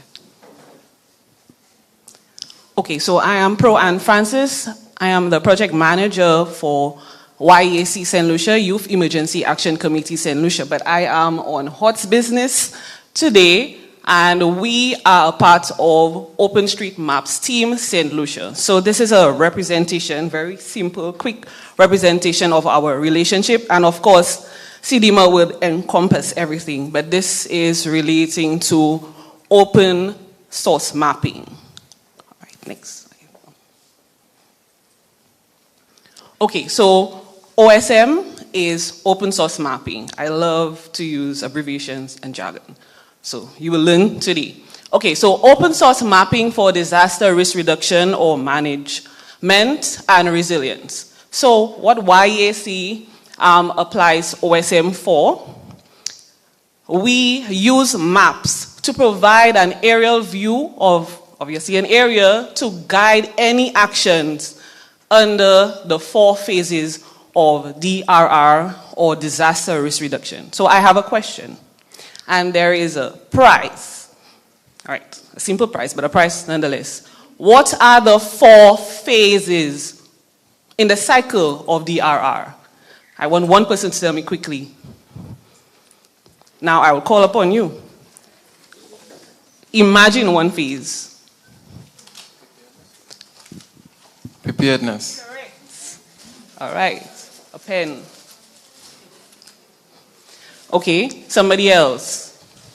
Another phase. Prevention. Prevention.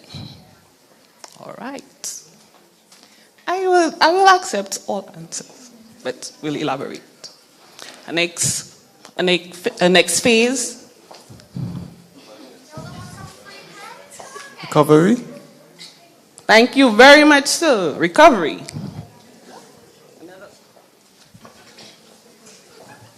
Mitigation. Mitigation. Right here. Did we cover all?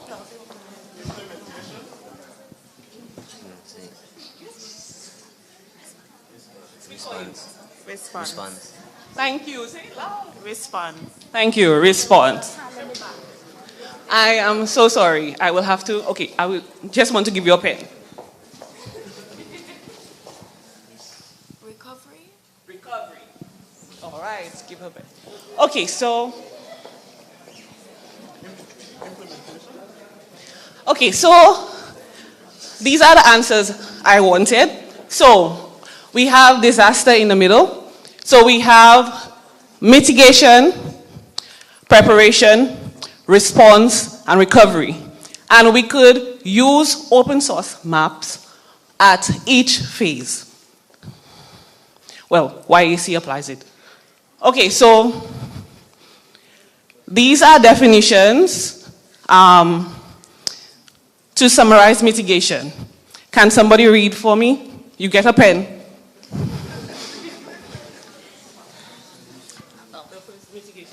Mitigation, the ongoing efforts to reduce the impact of disasters on people and property. All right, so I have OSM for HVCA, that is Hazard Vulnerability Assessment. So how would we apply it? We'd have a map, and then we could have the map lead us with our plans to collect that data. Lost a pen. Preparedness. Okay, I'll read it. A set of precautionary measures. I'm getting too excited. I love DRR. Taken to reduce the loss of human life and other damages. So OSM for family disaster plans or community disaster plans. You can imagine you need a map to make a plan so that you would know how to implement evacuation and other routes. Response. The immediate and coordinated actions taken to remedy the affected people or sectors to reduce further loss of life and property.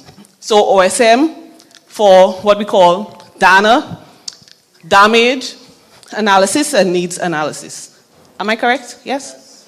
Okay, so for instance, in DANA, we have data collection at different stages.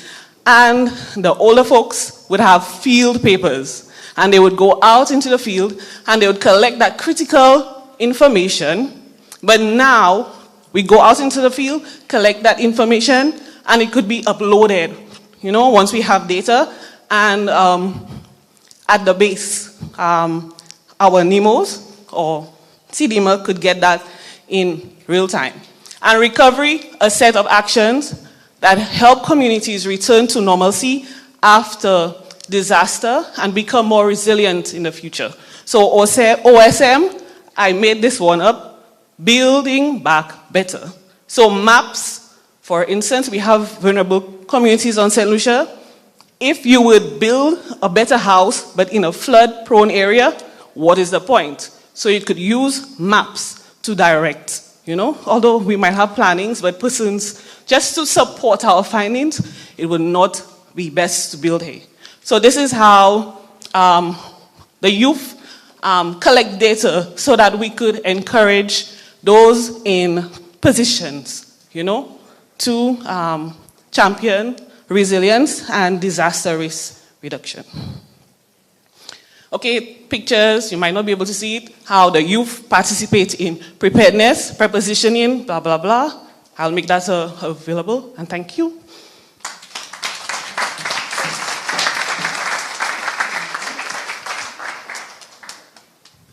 Hi, good morning, everybody. My name is Caitlin Milne, and as you would have noticed, there's a theme today with all of us facilitators. We wear many hats. So right now, if I could get this slide, I will be speaking about one of my hats, which is Youth Mappers. So in the meantime, in this case, instead of many hats, I have my pin, so my Youth Mappers pin. No? Okay. Oh, yes. While we wait for the presentations to go on, if anybody would like to quickly say any expectations they have to learn this morning and what country you're from. We have anybody here from my country, Trinidad and Tobago? Anybody? Nobody? That's sad. I'm sad. Hey, I bring my flag and everything for you all, you know. But anyways, I know we have from St. Vincent here. How about you, sir? James, sorry for calling upon you. Any expectations this morning? Yeah? Okay, sounds good. All right, sorry. Well, basically, I use GIS for my business as an architect. So when I'm doing spaces, like commercial spaces, I figure out how a space is going to be used more for persons and how the traffic runs in each direction. So I use GIS for my personal business. Yeah. Sounds good. You get a pen? Oh, a bag. We up in the ante. Okay, yes. We want more participation. This is not one of these sessions where we just want to, we don't want to hear our voice. We want to hear your voice too. So we're rewarding participation. Now we know the quiet people were rewarded in school sometimes, but now we're rewarding the talkative ones. So feel free to talk. We love the yappers. Yappers make great mappers. Okay, I see the presentation loading. All right. So, introduction to Youth Mappers. Let me put my flag down, but you're so patriotic. All right. Oh, you could go back up. All right, it's a scrolly one. The PDF. Yeah, okay, that's my bad. If you could go up to the in-between. Right. So, what is Youth Mappers? For those that are wondering, well, what the jail is this? I wondered that too when I heard about it in 2023. So Youth Mappers is an international organization that works with university and tertiary institutions across the world. We are on every continent except Antarctica. Why? Because penguins do not map, that we know of. So within the Caribbean, right now, we only have 4 chapters. So we have in St. Lucia, Trinidad and Tobago, which are the 2 chapters that onboarded this year. We have in Jamaica and in Puerto Rico. And it is my personal mission to try and spread to as many countries as possible throughout the Caribbean, because the opportunities that were given to me during this time period is what have kick-started my career. And to quote one of the founding fathers of our nation, Trinidad and Tobago, Dr. Eric Williams, the future of our nation is in the backpacks of our children. So, you know, take out the children part, you're all older, but you know what I mean, the youth. So this is something to empower you all. So what do we do in Youth Mappers? We go to these different institutions that onboard our chapters, and we teach them how to use the open source mapping technologies. And once we train you, that's it. Y'all are in charge, you'll choose what you want to map, you'll tell us, hey, I'm looking for $5 so I can go up there, so go up to that volcano and map this, that, and the other. And we will get you the funding where it's possible, so you can do and make the changes you want to see. Because it's about you all and what you all want to do with your community. So if you could get there, scroll down. So this is just a representation of the different chapters across the world. So as I say, every continent, we're everywhere. You could go down a little more. So how specifically do we use open source data? We use it to map. So you can go down a little more. To connect, and you could go down, yeah. So for mapping, we map for change, for education and research, and for development. So you already got this example, so I'm gonna scroll past it. This is anywhere in the open source mapping community, you'll get fed up hearing this example. But it's just because it's so powerful, because you can see the visual difference that open source mappers can make. Especially because in this day and age, oftentimes we feel like we can't do nothing. So here you, in your small island, and you can make that difference. So this is an example of a case study that one of the chapters have done. There's a book I'm going to reference later on that has a bunch of different case studies. And this one is a project they did in Tanzania for crop identification, where they would have utilized open source mapping technologies, and in particular, an application which we're going to be teaching you all, Kobo Toolbox, to collect the data. Also, if I'm speaking too fast, let me know. I'm a trainee, it's our habit. So with that, how you can transfer that to disaster risk. So what do you think could be some benefits of being able to track these different crops? Say a disaster come and you want to be able to see the difference in food security, how that might have influenced you, the distribution of things. It's important. So you can scroll down some more. I'm trying to go through faster for time. Another amazing example was what they did for the power grid mapping in West Africa. So there were many communities that did not have light poles. Now can you imagine, you trying to go home at night and you cannot see what is in front of you? And you're fed up talking to your government, say, I want to do this. I like to see. It is a basic thing. And then don't seem to be doing it as quickly as you would like them to. So the chapters in this area say, I doing my own thing. So you can scroll some more. And they went into their communities. You can scroll some more. And they used one of the applications that we will mention to you all on the third day called Mapillary, where you all can be your own Google Street cars, basically. And they collected the data on where they had pre-existing telephone poles. So they gathered all of this data, and they then took it to their government and said, we did your work for you. Please, take it and give us our light. We would like light. So, and that is the power the youth made. Did they need money necessarily to do that? No. They felt, I need this difference. I'm going to make it happen. So you can keep scrolling. So this would have been a video. You could just keep going. Right. So brief overview of some of the applications that we utilize. Because of the short time period we have with you all, we won't be able to go through all of these. But just for your general knowledge, you can look up when you all get home. So you're going to be using OSM and HOT, reference to Mapillary as well, and Teach OSM. So I ain't talking about that. You're going to learn this week. You have JOSM, UMAP, Kobo Collect, ONA, ODK Collect. These are all for open source mapping and data collection with forms. As you go on further, you have MapsMe, OSM and GPS Logger, Organic Maps. Everydoor, Street Complete, Open Litter, Street Measure, Field Papers. There's so many apps. Those are for collecting data as well when you're out and about. Some of them do need data though, so that is a little bit of a drawback. And then these are more beneficial for when you have your mapathons, well, minus the sketch map tools. So your mapathon dashboard, OSM Teams, OSM Fight, and OSM Cha. So this would have been the book I mentioned. If any of y'all are interested in reading the book, it is open source, which means you can find it for free to read online. If you want the QR code, you can come check me after. I have it. So you can keep going. So just generally, what else we do? We connect with our tertiary institutions, chapters, communities, other youth mappers, chapters, and local and regional OSM community, HOT. So these are just pictures. You can scroll on through. We don't have time. So, yes. Thank you for your time, and I will pass you on to my fellow facilitator. I don't have a time. You can go ahead and announce that on the webpage. Okay, good morning. My name is Krishnan Alexander. I'm representing OpenStreetMap St. Lucia. But what actually pays the bills is my job. I'm a firefighter.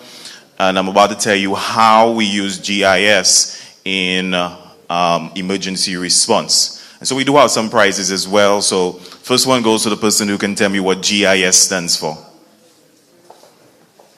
Anybody? What about you? All right, Geographical Information Systems. So he gets a prize. Now, as a firefighter, what is the key resource that we need to do our job?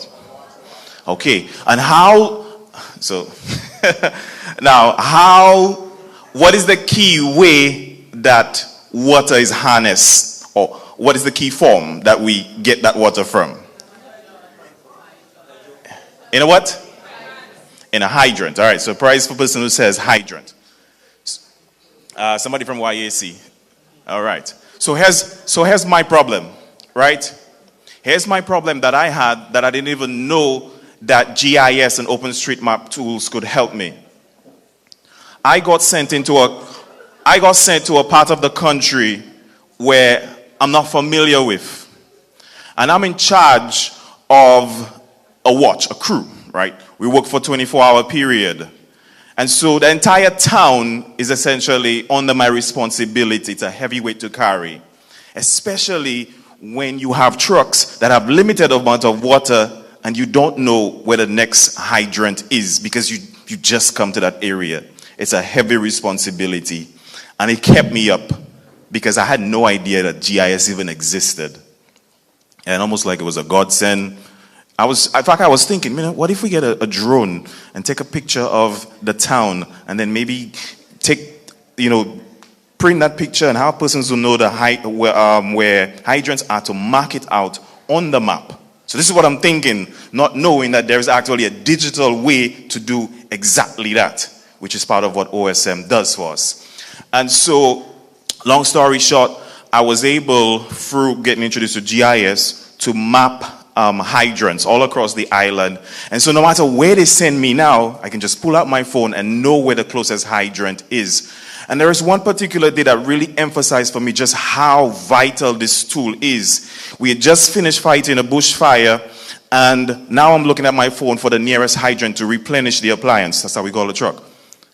And so we go there, follow my phone, and when we get there, another firefighter who has more local knowledge than me, he says, there's no hydrant there. But one, my phone is telling me that there's a hydrant there. Two, I was there 2 months ago and I was mapping it, so I know there's a hydrant there. But that emphasized for me that this technology is even better than local knowledge. Local knowledge can be skewed, it can be forgotten, but when you have it digitally, it's permanent. All right? Now, OpenStreetMap, which was really the helpful tool for me. Because it's one thing for me to plot my hydrants, but without OpenStreetMap, all I have is just little dots, little dots, little dots, little dots, with no context. And so OpenStreetMap becomes the background for those little dots, where I can see all the things that are around those hydrants. But here's the problem. Everything that's on OpenStreetMap is added by you guys, by everyday people. And if you guys don't add that data to the map, then it's not there. It is not there. And that's what we want to get you guys to realize today. That many applications are using this map. Many responders are using these maps. But the reality is the map is still incomplete. And you guys, with your local knowledge of where you're from, so we will introduce you to this. You zoom into the area that you're from, and you'll find there are plenty spots that are not yet mapped. And that's where you come in. Not only to just plot the points, but you can put information about the buildings. You can tell if it's a 2-story building. You can tell us the type of building. You can tell us how many floors, and all that type of information. That's absolutely vital. What's housed in that building? So as a firefighter, I know whether to go into that building or not. That's so critical. And so, let us go to OpenStreetMap. And you all need to become OpenStreetMap members. And the first thing you need to do is sign up. And to be able to sign up, you go to openstreetmap.org. Ideally, each one of you should have been here with a laptop. But today, we're just kind of doing a speeding session. So those who don't have the laptop, you can still navigate to openstreetmap.org on your phone. And let's become OpenStreetMap members so we can get to contributing, because you definitely have to contribute on day 3. So, all right. So as you can see on the screen here, you have the sign up option. All right. So essentially, you would choose and you put on your email, then your display name. You can get creative with your display name. But ideally, you want to put something that you'll be proud of when you get to 25. You don't want to put something right now that you're 16 that's really funny and thing, but then in 5 years' time, no, that would cramp your style. All right, so you basically sign up, and you will get the confirmation in your email, and then you're ready to sign in.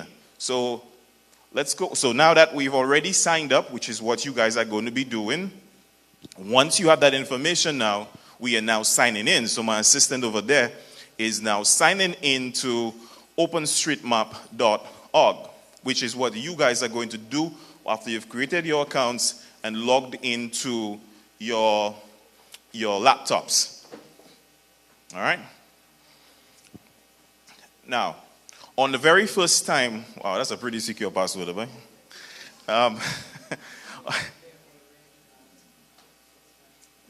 How many of you guys already have OpenStreetMap accounts?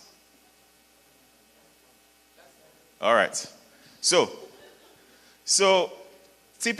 right there. So typically when you log in, it's going to already check the location of your device and give you things. So we're in Nevis, it's loading up to Nevis. Now, I want you to notice something. We want to edit the map, right? Hold on, Caitlin. We want to edit the map. Let's zoom out first. Zoom out first. Yeah. So you want to edit the map, but if you can realize that this edit button is grayed out. It's not possible to edit. That's because to do a good job at editing, you need to be zoomed in. You don't want to do no high-level mapping. You want to zoom in as close as possible.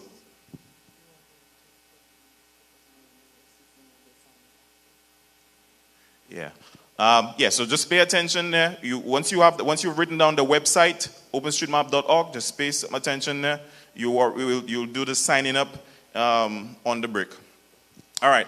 So now that we're zoomed in, all of a sudden now, this edit button is now available. Now, typically, let's scroll down onto edit. Not scroll down, but drop down right there. So you have two options for editing. Let's over the mouse over it again so we can see the options. Yeah, you have two options for editing. Today, what you're going to be using is strictly edit with ID. That's what we're going to do within the browser. The other option is a downloadable tool that's on your desktop. It will open it up. Now, today what we're going to go through is the walkthrough. But we're not going to click it just yet because sometimes that doesn't pop up.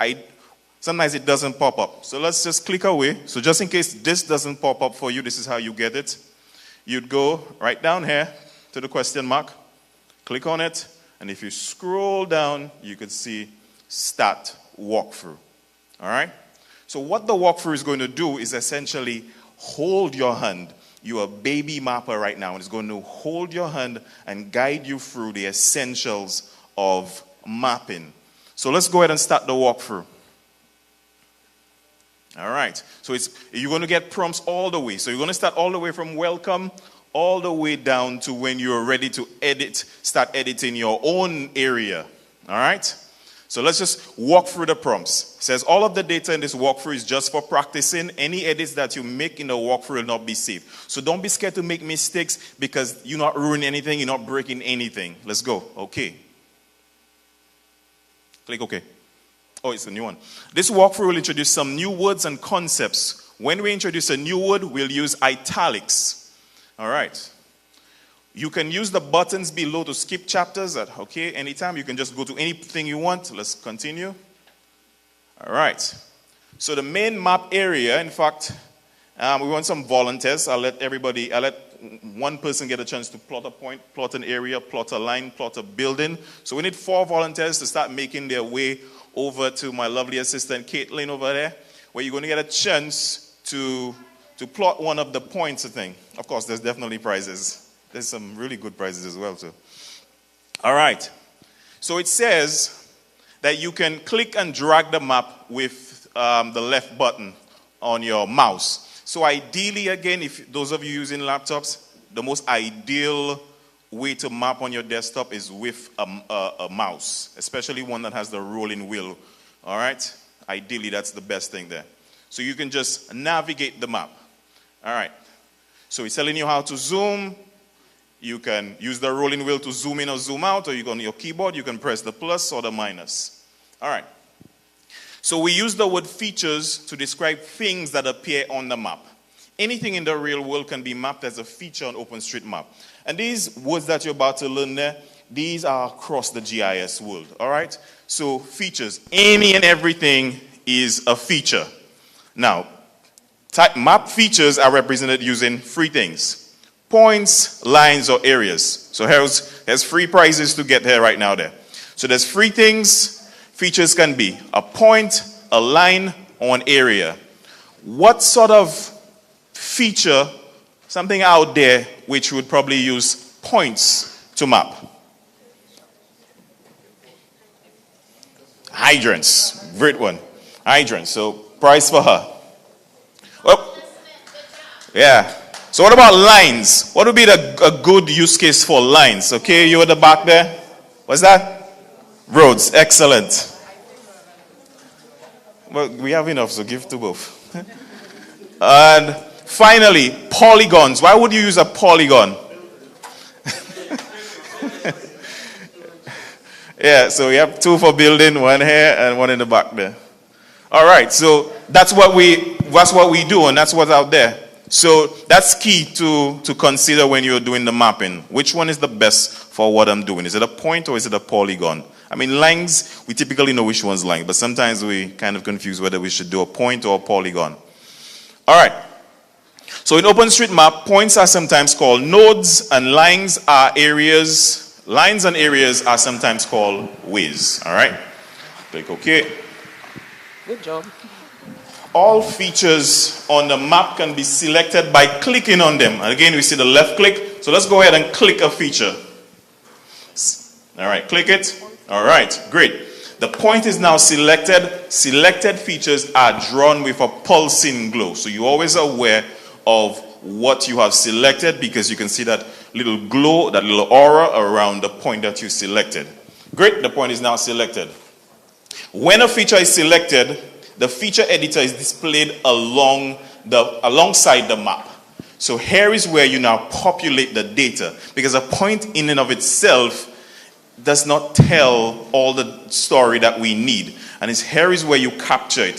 So when a feature is selected, it's alongside. So just before we go any further, you can see that there are some things available there. Like, what type of feature is this? And then what's the name? Or what type of, if it's a building, how many floors? These type of things that I was mentioning earlier. So that's what we're seeing there. So let's go and click OK. Why are we on the side there?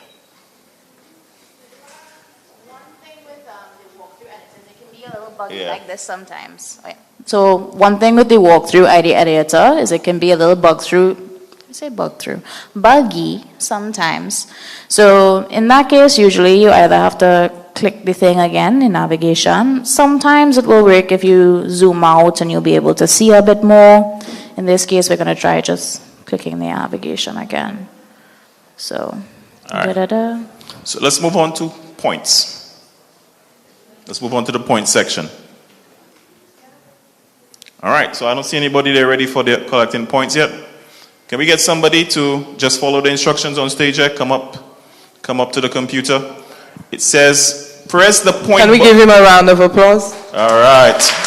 Our first volunteer is always the bravest. That's what I say. All right. All right. So it says, press the point button to add a new point. So, here's our buttons up here. You're basically going to choose what you're going to plot. So ideally, you want to, why is it grayed out? Is it, click edit with ID browser first so that we can kind of get out of the screen. It's going to start over. All right, just start the walkthrough again and go straight to points. Scroll down. Start walkthrough. Points. All right. Points can be used to represent, okay, good. To place the new point on the map position, put wherever your mouse cursor where you want it, and then left click. All right. So you just clicked a point now, and you can either manually look for the type of feature, or you can search for the thing there. So go ahead, and it says put in the word cafe. Now, once you start typing, you should see some results available to click from. Go ahead and click it. All right. So the point is now marked as a cafe. Using the feature editor, we can add more information about the cafe. Like, for example, its name. So go ahead and click OK. Click OK. In OpenStreetMap, all of the fields are optional, and it's okay to leave a field blank if you are unsure. In fact, it's more than okay, it's recommended. Because again, we don't want data that has not been verified, data that is not true. So that's why we encourage persons to map their area, their locality, where you're familiar with the buildings and everything that's there. All right, so let's pretend that you do know this cafe. So go ahead and name the cafe. Give us a name for the cafe. A name for the cafe. A made-up name, obviously. What's it? Hot Cafe. Hot. That makes sense. Hot Cafe. Hot Cafe.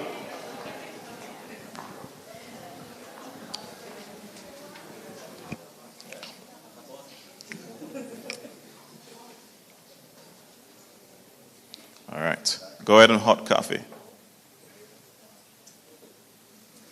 And it says when you are finished adding a name, press the X button or escape to close the feature editor. Either escape on your keyboard or you can just press the X there. But here's the problem though. Often points will already exist but have mistakes or be incomplete. We can edit existing points. So yes, it's Hot Cafe, but it's hot with 2 T's, not 1 T. And so we need to correct that. And so that's what we're going to do right now. So we're going to go ahead and select the point again. And now its information is on the side editable again. And we're going to fix the name because it's not 1 T. In fact, it's 3 T's because that's how hot it is. So let's go ahead and update the name.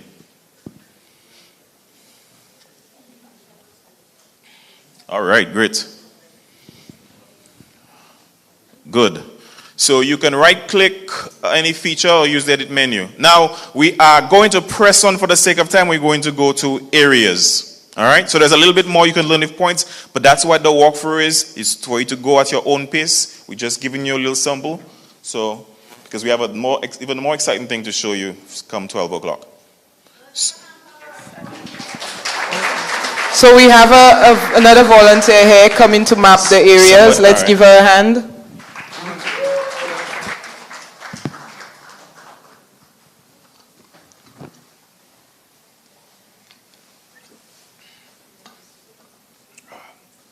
All right.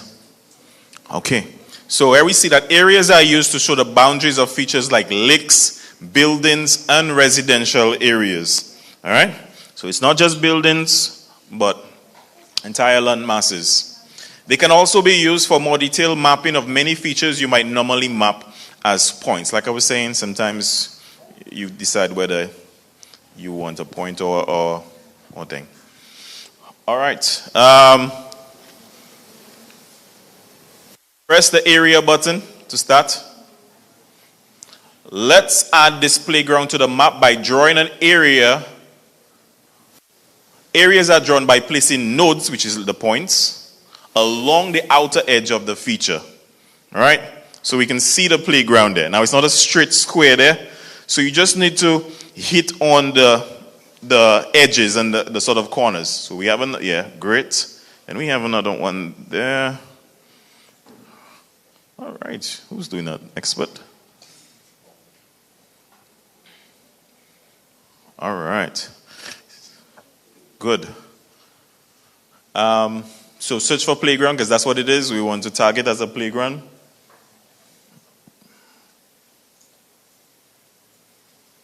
The playground doesn't have an official name, so we won't add, okay?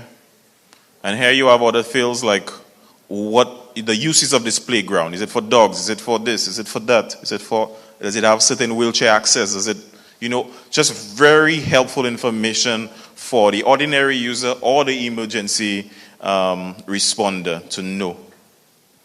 All right, so add a description and then press the X button to close the feature.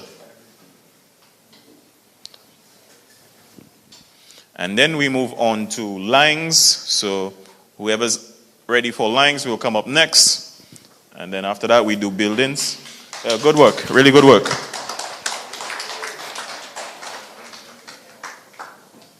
I want to ensure that everyone could see the screen, so it was just moved by Bernes. Thanks, Bernes. Can you tell us if you could see from where you're sitting, please?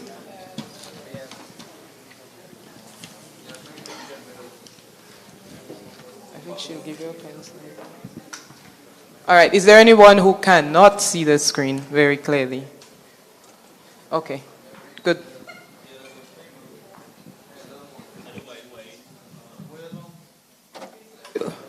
Where's the third? Are you wanting? Okay, so you could come up now, the third volunteer. Okay, let's give her a round of applause, please.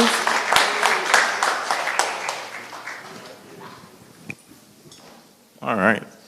So even the app recognizes that you've been doing a good job. It says good job. Try drawing a few. All right, we're going to the lines now. All right. So click OK. And like each one of the things, we need to, lines are used to represent features such as roads, railways, and rivers. We established that earlier. So we have some other examples, rivers and railroads. Press the line button. Here is a road that is missing. Let's add it. In OpenStreetMap, lines should be drawn down the center of the road. All right? You can drag and zoom the map while drawing if necessary. Again, for the next prize, why is zooming necessary when you're mapping?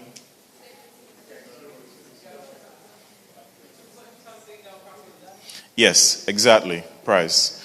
Because if you stay high and you put that point there, it looks good from that high level, but when you zoom, you can be hundreds of meters away from where it's supposed to be. All right, so she's doing it, right? She's, okay. So ideally, she just did one straight line there.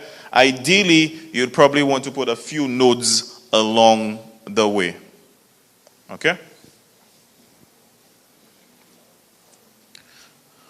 All right, so now we're just tagging it. It's a minor road. And correct me if I'm wrong, Louis, is it OpenStreetMap Wiki? Where is the website where you can get all the classifications of roads? Like it'll give you a little diagram and tell you, well, what type of road is this? And give you all the names so that you're familiar with thing. But again, even if you're not 100% familiar, just the high level tagging is also useful. All right? So give this road a name. That's what you're doing right now. Any recommendations? Name it after yourself, girl. It's your road.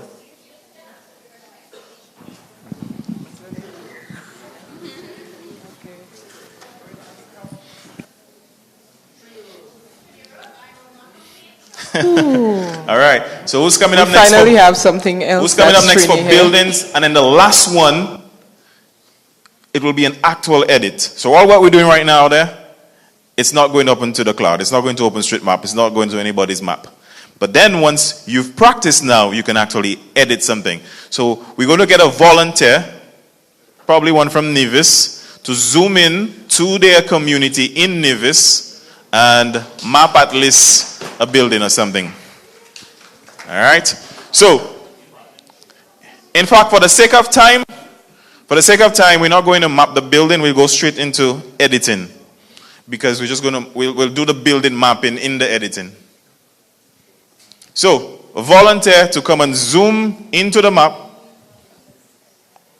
Oh. All right. Now, key point here. Saving.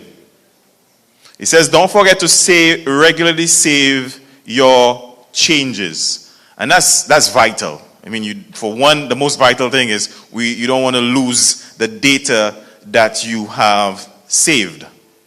Also, as you get more familiar, and we have things called like mapper funds, which are competition-based, you also, in fact, we're going to have something like that.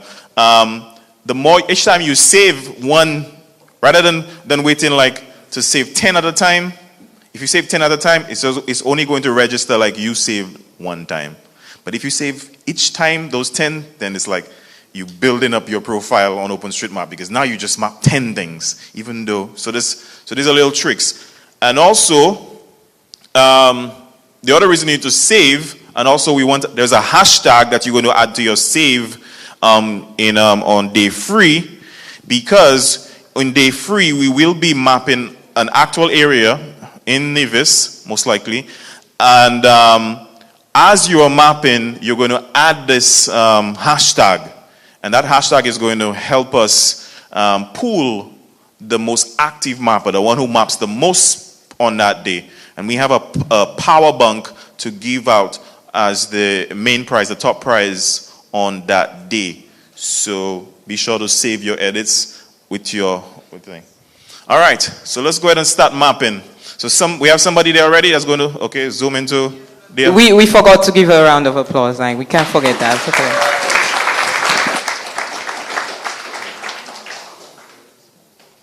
Yeah, I'm trying to finish for 12 so that we can do that last half an hour of Kobo. You've already found your area? You can zoom out to get the high-level overview first.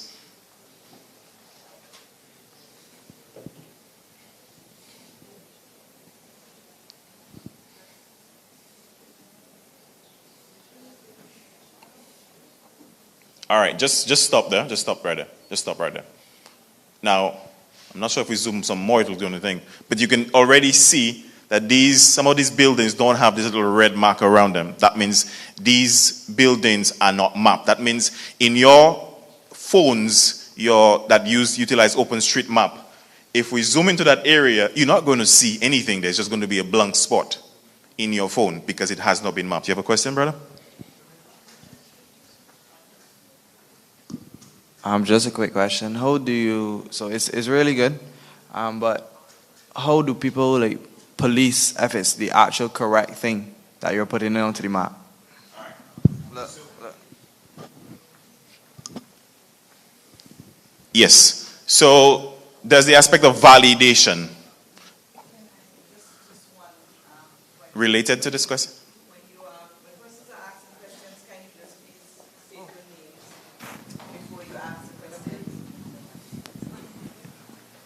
Well, my name is Tahir from Barbados. Caitlin? The question is how do you know if the information that's being put in is correct? Yes. Caitlin, while I answer the question, you can just have her continue to map. So by the time I'm done question, maybe she's mapped a building. Yes. So this is the issue of validation. So there's a few levels of validation. So first and foremost, the fact that we're encouraging you to map the areas that you're familiar with. This is the most basic level of validation, which of course is not totally effective. Secondly, when you're saving your edits, there will be an option where you click to say that you require validation, that you want somebody to check your work. All right? So when you click this, before that information gets uploaded into the cloud as permanent, somebody is going to validate the work before you enter it. And we also have validators, like when we do a project. So for example, we'll be doing a project on the third day. There will be persons to validate that data before it goes to the final product. Now, none of these methods are foolproof in and of themselves, and it requires a certain level of honesty and trust in human beings. There's not a foolproof way. So there's always that level of risk. We acknowledge that. All right. Well, one of the things related to your questions that really we like to share is that quite often OSM is called a Wikipedia of maps. How many of you use Wikipedia? So anyone can add to Wikipedia. Does that reduce its utility? No. Why? I'll tell you why. because there are a community of persons who consider themselves custodians of Wikipedia. So as rapidly as information is put onto Wikipedia, just as rapidly that information is being used. What does that mean? It is very highly likely that as soon as someone makes an error on Wikipedia, there are thousands of persons who will view that error, and even maybe more persons who will quickly correct that error. So that is what technology gives us. So when you had about maybe 20 years ago, there's an error on a map at the ministry. It might take them another 20 years to find that error because they're the only ones using the map. They will dust it off and use it once in a while. But what we have with technology is you have thousands of persons utilizing that data on a daily basis. That actually increases the probability of that data being corrected. It increases the probability of errors being identified. And here lies the importance of organizations like Youth Mappers, like OSM St. Lucia, like OSM. There are OSM communities across the world, and they see themselves as custodians of the map. So what they do is they're frequently having mapathons, frequently having events, frequently having activities that bring people together to use that map, add data to the map. On a higher level, as Krishnan said, we then have validators across the world. So HOT has an esteemed team of global validators. So when you have a certain number of map changes, you can then become a validator. And these validators, we have a special team of Latin American and Caribbean validators. You have one standing in front of you here.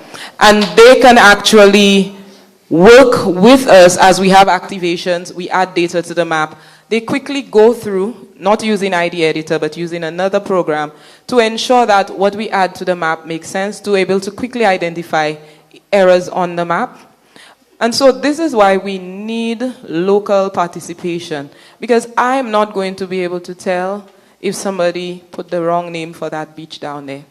Only someone from Nevis can do that. So every country should have a mapping community. So my role as Associate for Community Project, when we speak of communities, I'm not just speaking about this community as in a village or a settlement. We're talking about mapping communities as in groups of persons who get together to map and to take responsibility for the map of their country. And it's easy to do that because we live in small countries. I won't keep you. All right. So Caitlin, why don't you just talk us through what our friend did there? And then afterwards, you will come and introduce them to Kobo. Okay, hello again. And so what our friend Tiana just did here is she mapped her house. I won't tell you which one because, you know, you all don't need to know that business. She mapped her house and one of her neighbor's house, and she made sure afterwards to square the building. So that's very important when you all are mapping afterwards, to square your buildings. And she saved each of them. Also, when she put it in, she made sure to specify that the area she mapped was a house. So remember, if you're not sure, just put it as a building. Because when you're mapping from satellite imagery, generally speaking, if you are not from the area, you won't know.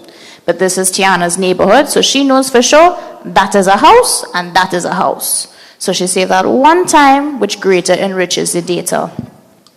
And to add on to what Christian was saying, to encourage you to save data beyond the wanting to win the mapathon and not wanting to lose your data, if this, what we've been teaching you all, really interests you all, and in the future you all want to get involved in open source mapping, a lot of the agencies that hire persons will then look and see how many additions to the map you make.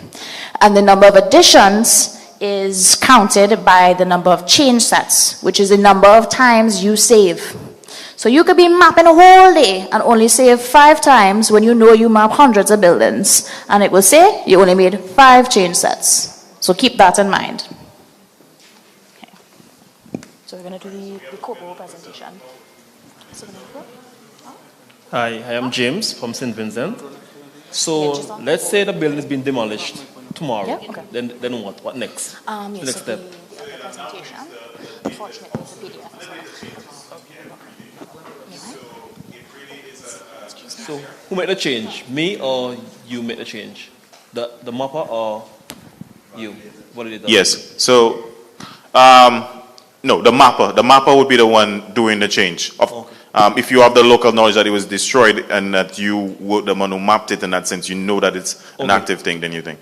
But in reality, what's really going to happen is the next set of persons who are trained from that area, when they're now mapping the area. Yeah, mapping the area, they recognize all that there's no longer a building there. That's how it works. Again, not the most efficient process, but with the greater team that we have, the greater number of you guys who get involved, that's what's going to really increase the efficiency. And so I want to hand over again finally to Caitlin, who's going to take us through the next half an hour and wrap things up. Okay, so I'm going to use it to scroll. Yeah. Right, so we're talking about Kobo Toolbox. So tomorrow we're going to be doing a field mapping activity. So we want to see everybody coming out tomorrow and the day after. Otherwise, there's no chance of getting the prize. You gotta be there both days. So, Kobo Toolbox, what is it? Hang on. Yeah, there we go. Let me just...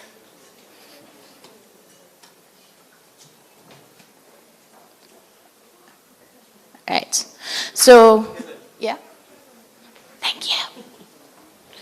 Right. So, it's a powerful and intuitive data collection, management, and visualization platform used globally for humanitarian action, development, environmental protection, peace building, and human rights. So, this is a free-to-use application. And the beauty of this is once you make your application on the Kobo Toolbox, notice again they say Toolbox. That's because it has several uses. You can make your form on it, you can use it to deploy, which means you send it out, and you can also use it to do your base level analysis and create what's known as an XLS document. So just something you can take down and feed into other systems. Sorry, I'm a little out of breath. Right, so before we can scroll back up, before we get to that. So think about it, right? I am not that much older than you all, and I have a sister who's only 5 years older than me. And I remember when she was in sixth form, doing her IA, she had a project to do where they had to do forms, and they had to type it out, print however many copies they had to print, go around in person to collect and have every person fill out the form and make sure they do it correctly, to take it home, to tabulate, to say this number of persons do this, to then separately make their charts and do all of those things. So you can see how that would be very tiring, especially if you're dealing with a lot of data. So with the use of online tools like this, you don't have to do that. And with Kobo Toolbox in particular, you don't need connection to internet on your phone. So once you make your initial accounts and you sync it up, and it's on your device, when you're by the internet, it could go off. It don't matter whether you go quite, you go across wherever, it does not matter. Because it's on your phone already, you can collect the data, it will save it locally to your device, and when you get back home, at work, wherever you have your internet and your data, you upload it, and whoever made the form can then access that data. So you can scroll now.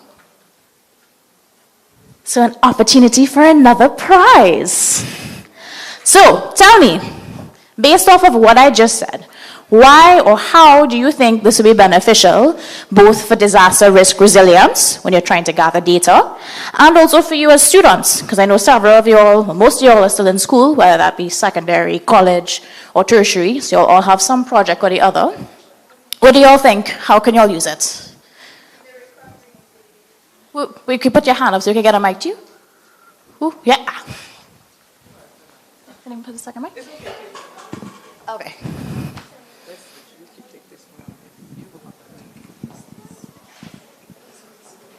Who am I going to? Okay.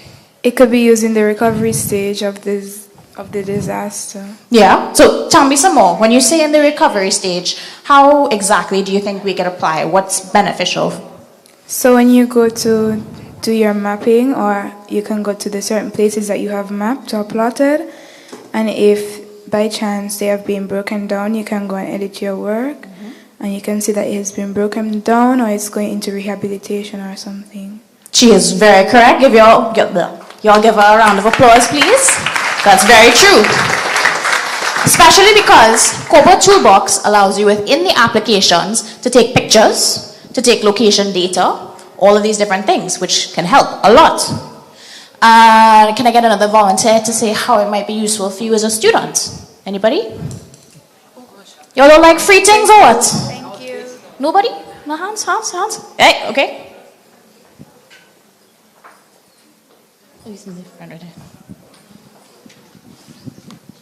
Yeah, it builds my skills in geography.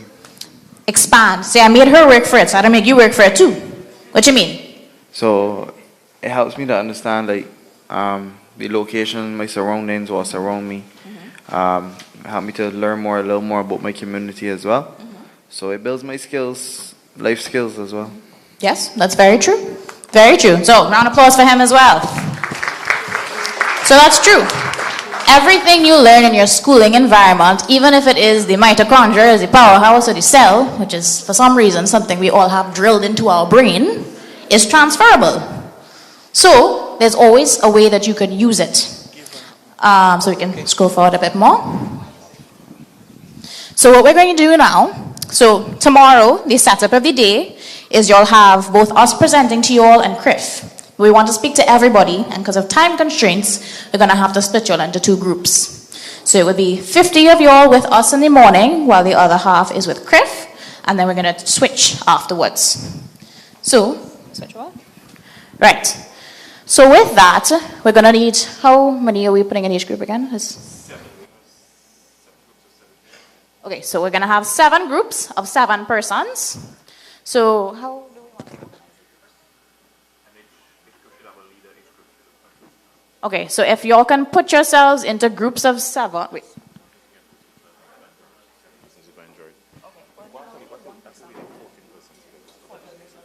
Right, okay. So it's going to be 14 groups of 7. Because remember, we have 50 students at one point and 50 students in another. So we're going to need 14 groups. 7 of these groups will be with us in the morning, and the other 7 will be with us in the afternoon.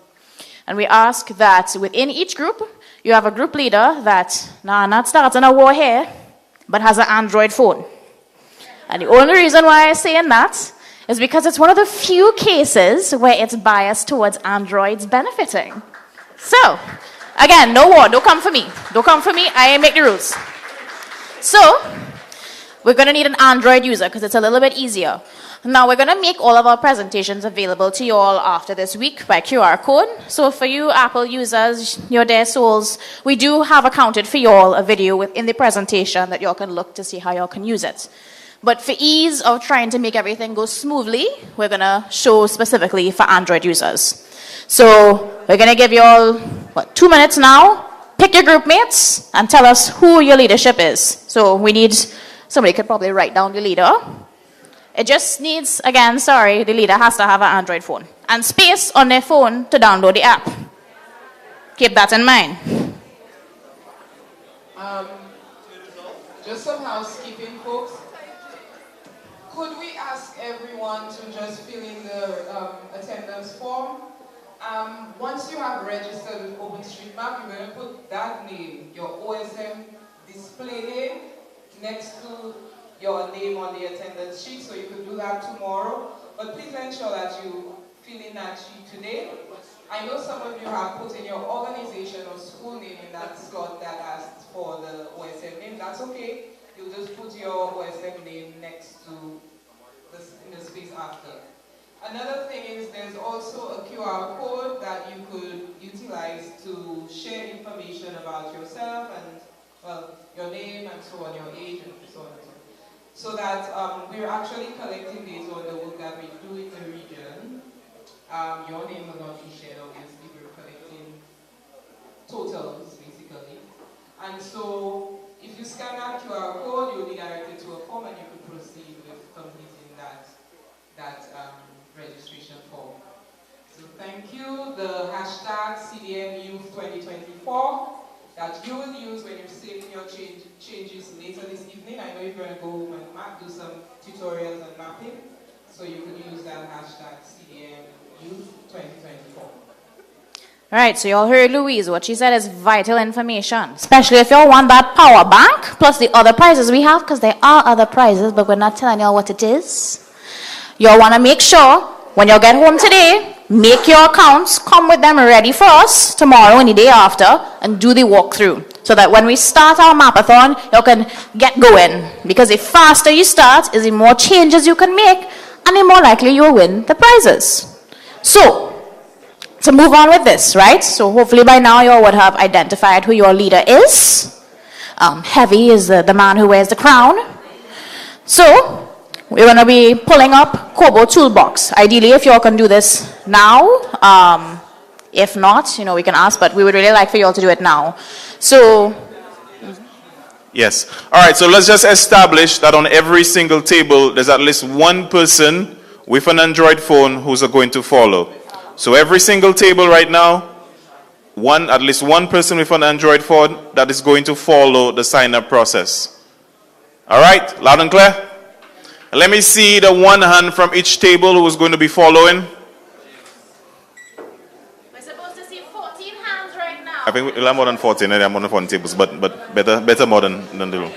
All right, we have this table is ready. This table is ready. This table is ready. All right, we have that table is ready. Okay, boys in blue. Who's going to be following from your table? No. Are you? Is it going to be you? Come on, guys. Serious business. All right, great. All right. Okay. Oh yeah, you'll have a screen there, so you're good. All right, so let's go. So, ideally, if every team can have at least one person as well who has access to a laptop right now to lend to your leader to make their account. So, everybody have access to a laptop or could borrow from somebody? Right, lovely. So, what y'all are going to do is y'all are going to go into your browser, preferred browser, and you're going to look in Kobo Toolbox. Everybody with me? I hear him talking. Everybody with me? Yeah? Nice. So when you go, you're going to see an option to say create an account. So we're going to click that. So you can scroll a little more for me, James. James, you can scroll. Thank you. Right. So, unless there's anybody here from the European Union, by all means, hi, welcome. I don't think anybody here is from the European Union. So we're going to select create an account under that section right there. So, Global Toolbox. A nice big red circle. Let's scroll some more. Oh, go back. Right. So you're going to fill out this information here. So you're going to give your full name, username, your email address, country and sector. Under sector and organization type, you can put that you're students for now. You don't need to, go super in depth. But if you have any questions or problems, just raise your hand and one of us will come to you. So, and you're going to specify as you want. You only need to say yes to the terms and services. Whether or not you want updates, that's your business. You're going to put in your password and your password confirmation. And once you are finished making your account, notify one of us and give us your username. That's going to be very important. So I'm going to give you all a couple minutes. You can let me know when you're ready. Yes?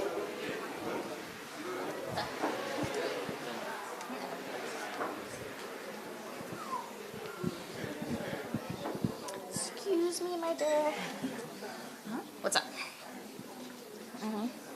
Oh, you made an account already? Okay, very good. Let me see. Look at the list for the names. Oh, actually, let me just take down your name here. So.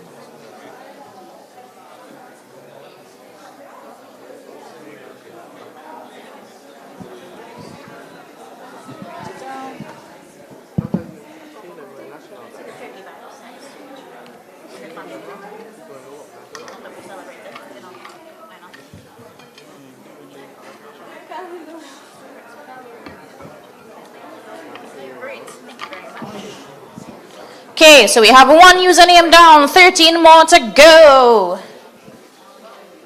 Anybody else? I see your next hand. Huh? Right, that's Yeah, that's fine. Oh, yes, because if you're not currently doing education. How much more time do they have? Hmm? How much more days they have? It's until you can figure out where to put the rest. Are you doing this as for your job right now? Okay. And if you want, you could actually put it as yeah, this one. And you can see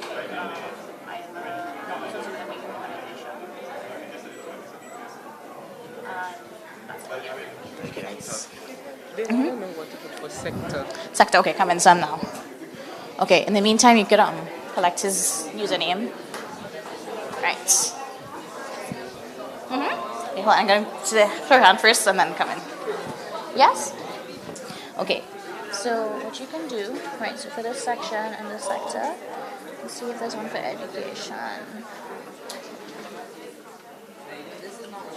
So actually to make it easier, right? Okay, I'm going to do it for other, not associate anyway. Okay, guys, to streamline the process, what we're going to do, everybody listen, we're going to put this sector as other and put the organization type as I am not associated with any organization. So they won't have a specific association and that will help go through faster. And there was another question here. You already answered it? Okay, great.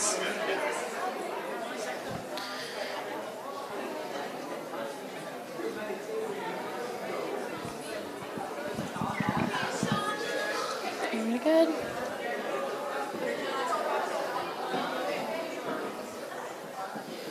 Okay, and when you make your accounts, you could just put up your hand and we'll come collect your username from you.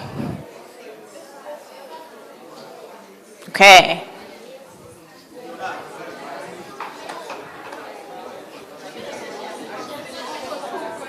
Yes, what's up? Mindy. But you good and let me watch that.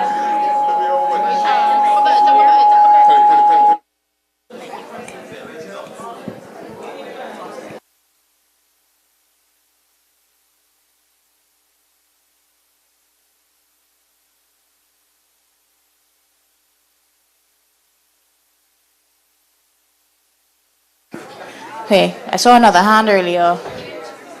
So you finished yours?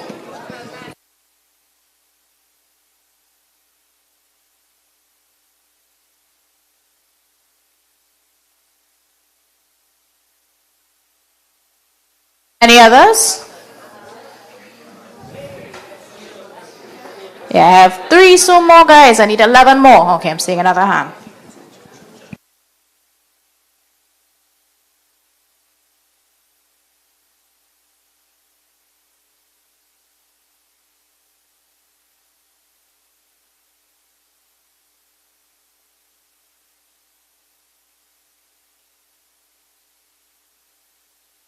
Key thing here is the 14 leaders, you will continue the registration process, and sometime during the launch, as soon as you're done with the registration process, you will give us your usernames, and what's going to happen is we're going to use your usernames and add you to a certain project, and so basically you guys are going to have access to a certain form. A form is just basically how we call it information that you guys are going to use out there, alright? So our 14 persons, 14 leaders from each table, finish up your registration process and make sure you see us as soon as you're done, even though it's lunch, to give us that information.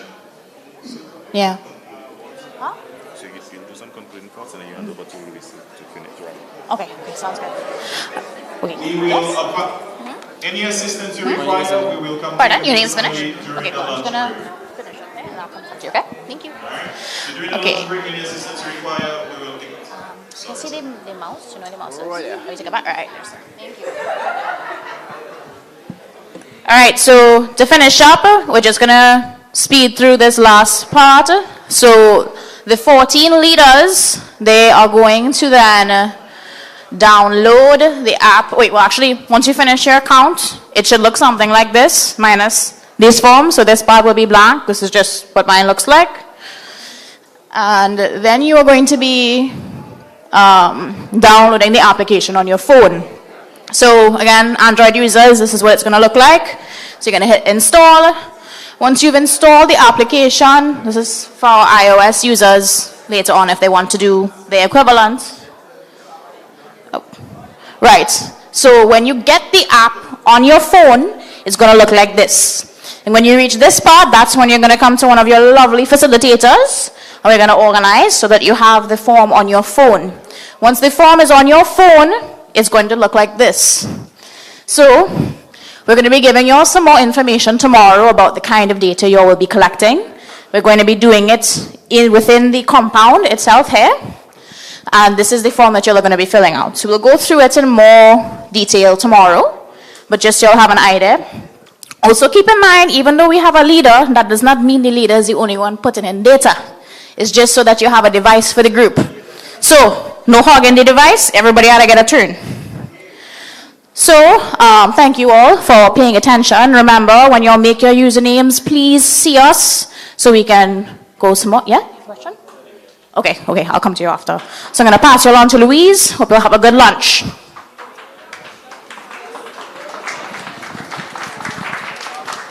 Thank you very much, Caitlin. Okay, so folks, there's a lot of stuff here that we usually are able to walk through with you. But of course, we did not have enough time, so we're giving this information to you that you could work on your own. So I'm going to list some of what you might want to do. So the first one has to do with OpenStreetMap. Who can tell me what's that first thing you need to do if you have not done it yet with regards to OpenStreetMap? Right, so you need to sign up. You need to make an account. So it sounds like a lot, but let's take it one thing at a time. You need to sign up. Every single person in this room needs to go on to osm.org or openstreetmap.org. Second question, do you need to be a GIS expert or the best maths person in your class or the person who got the scholarship for environmental whatever to get onto that platform and map? No, you don't. Once you create that account, you will see instructions to do the walkthrough.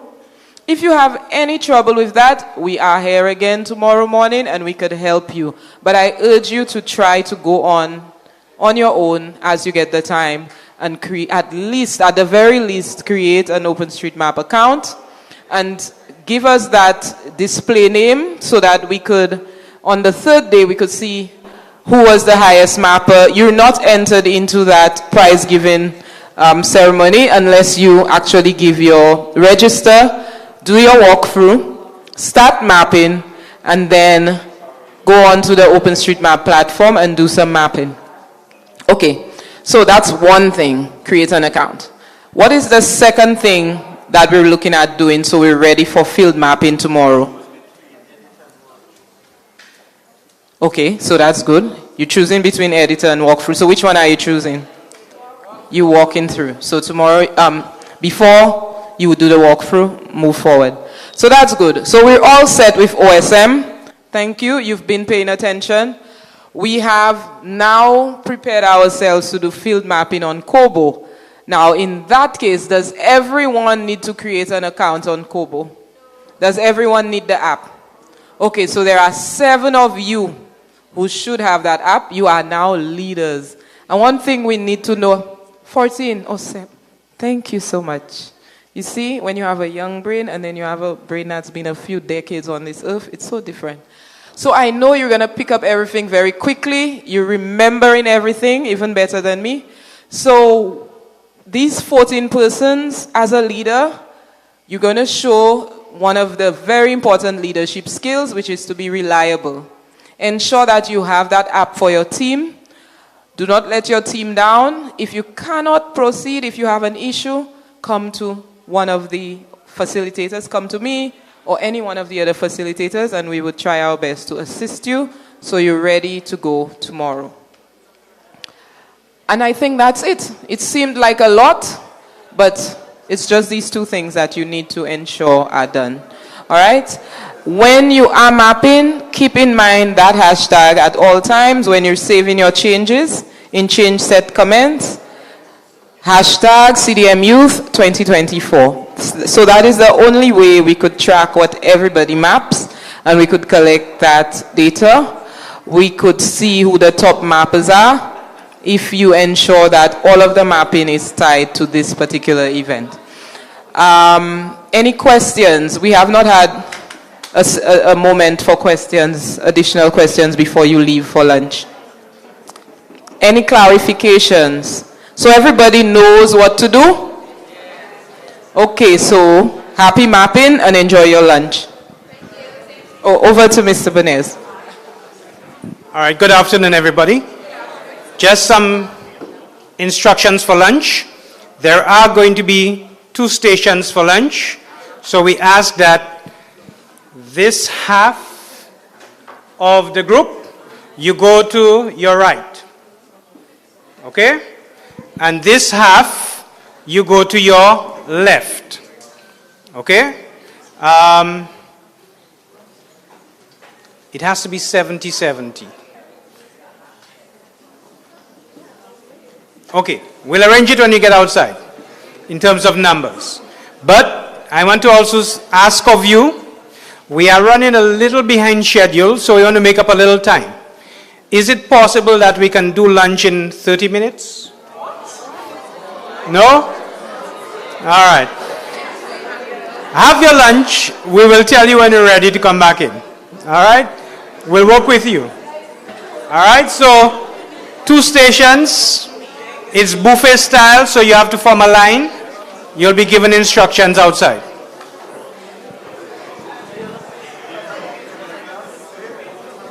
Also a reminder, we only have 7 leaders usernames. So please, before you all go eat, I know you all are hungry, but if you are a leader and you have not given your username to me or any of the other facilitators, right, I have one here, then please come and do so. Right.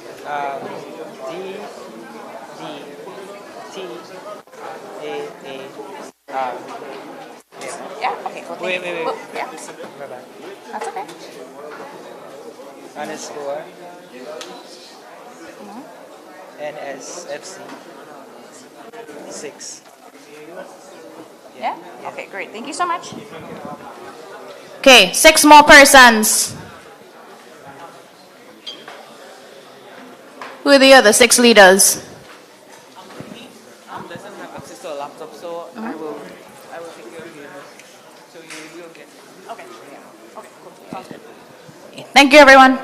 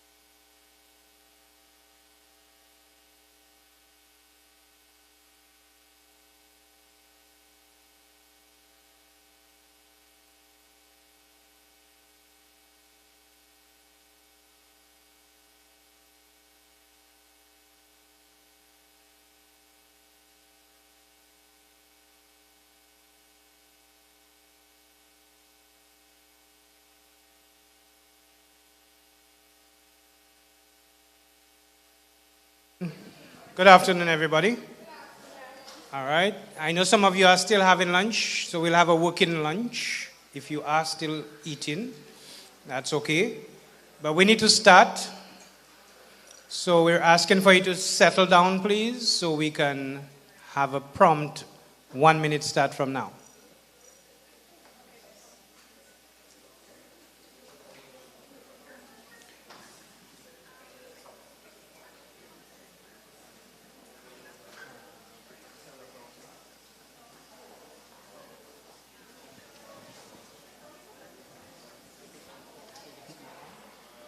Who's going to be leading?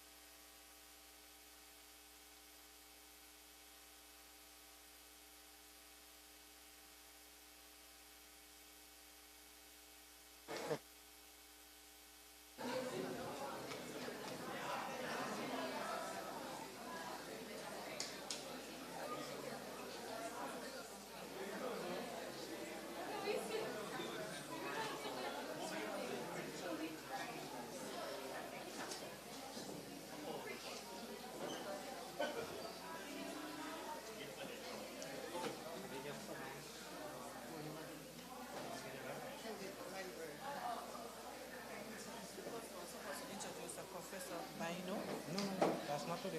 Okay. That's Thursday. She just came to me. That's Thursday.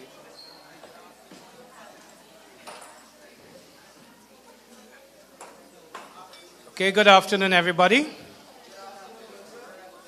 As you're about to begin our afternoon session, asking for you to get settled very quickly. We are indeed very happy to have with us this afternoon Miss Judith Liebud, who is from Tropical Shipping. I will allow her to do all of the introduction of herself as part of her presentation. And it's going to be interactive, so we would like for you to be as interactive as possible. Okay. So I hand over to Ms. Liebud. Thank you very much. Thank you. Good afternoon, future leaders. Sounds like you all didn't have any lunch behind there. Good afternoon. Nice. Okay.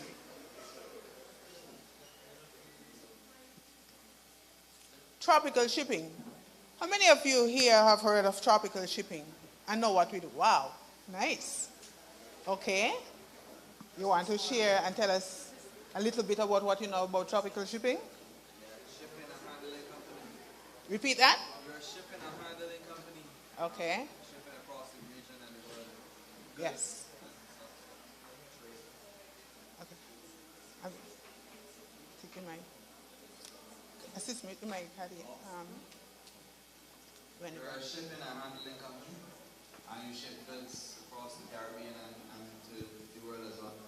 Yes, that's correct. We have our connecting partners, go by the name of Kestrel Liner, who connects us globally from China, Asia, Europe, bringing cargo to the Caribbean, and then we pick up the cargo and make distributions here. So I'm going to give you a little history about tropical shipping.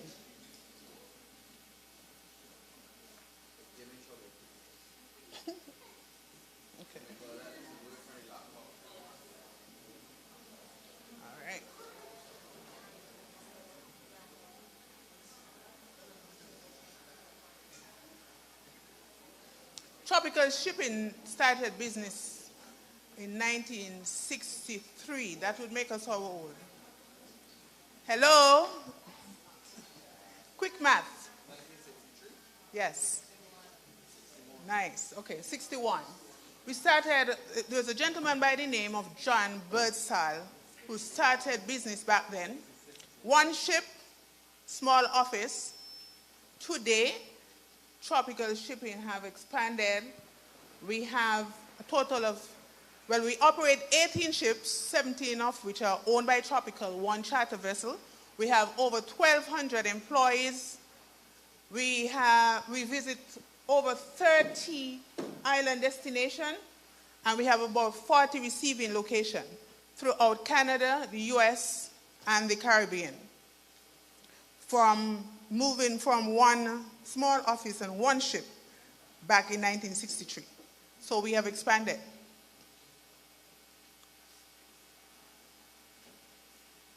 Our commitment to islands of the Caribbean is firm. You would have heard me this morning where I spoke about the Memorandum of Understanding, which was signed by Tropical Shipping in 2015, where Tropical is committed to move cargo free of cost to various islands once it's hit by a disaster and is heavily impacted. We also have scholarships in various islands to students, as in St. Kitts.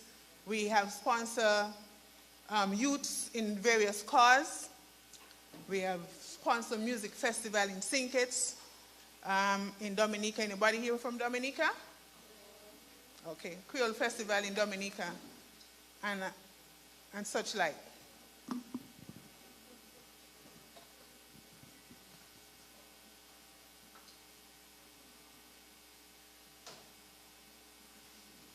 These are some of the islands where we visit. Well, we have we move out of Port of Palm Beach in South Florida, also Canada, and these islands with the red dots, these are the islands we visit. We go right down to Guyana. Suriname is not there, but Suriname is one as well. All of these islands, we have the Grand Bahamas, the Virgin Islands, St. Martin, Anguilla, Barbados, and here we are. It's about 32 destinations where we visit. Where we move cargo to and from. Like any organization, people are priority, number one asset. And Tropical cares about the employees. That is one of the reasons why we have, they deploy like relief stuff to the various islands, especially where employees are. And if anything happens, of course, they look out for the employees. This is one of the ports where we visit, Antigua. Anyone here from Antigua?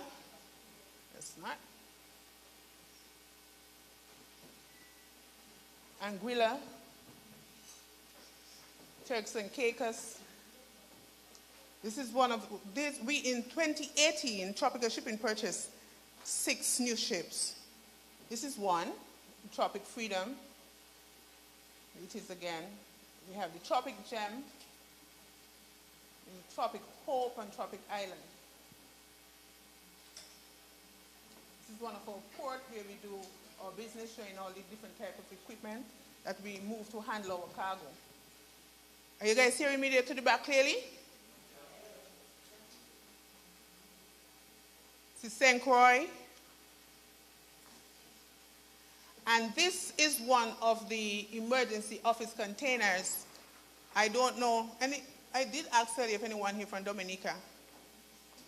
I know as recent as 2018 when we had the hurricane in Dominica, we were one of the first respondents into Dominica, moving units such as these. These are units that you'll see at some of the disaster-hit islands where we have to, if our office is hit and damaged, these are some of the units that we deploy, fully fitted with workstations, computers,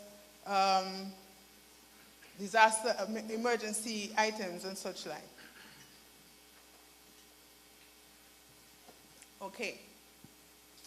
Disaster. Anyone who want to, I know it's there already, but anyone who want to give me as to what do you see? How do you term disaster? Anyone? I would like to think that all of us here from the Caribbean, and at some point in time, might have experienced a hurricane or something like that. Anyone want to give definition of what the disaster is? Different agents of disaster, well, we have here, it's an occurrence causing widespread destruction and stress, loss of life, damage of property and such like.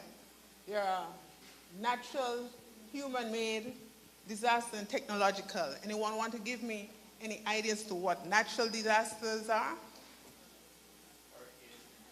Yes. Anyone from over here? Yes, hurricanes, volcanoes. Not hearing those at the back at all. We need to come down a little further.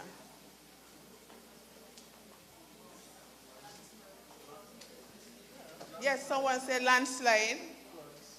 Yes.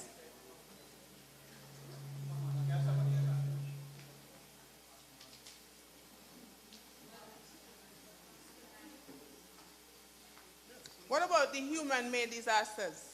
Fire. Yes, fire can be human-made, could be arson, cause widespread. Go ahead. Anyone behind you want to give us some ideas as to what human-made disasters? Yes, that can be. Yes.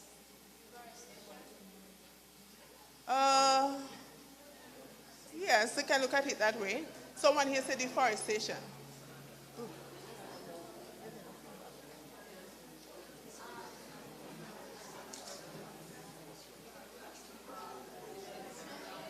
Pollution. Yes. What about cyber attacks? Okay. You want to elaborate? Yes. You want to elaborate a bit on the hackers part? So when hackers tap into, let's say, a government organization for their data, sensitive data that could cost millions upon millions of dollars, that would indeed be a technological disaster. Good. Sure?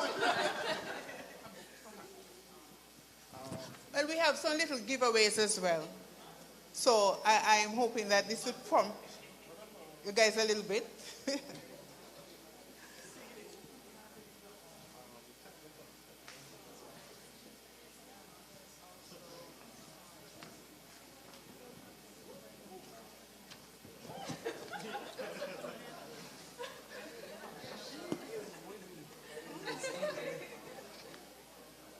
All right, we have,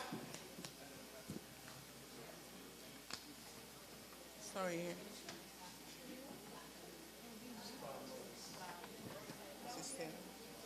The phase of emergency disaster, we also have mitigation. And as we'll see there, mitigation as defined to lessen or reduce, to make less severe, less painful, can reduce loss of life and property. Anyone would like to give, I would like to hear from someone where it relates to what can be done to mitigate some of these hazards.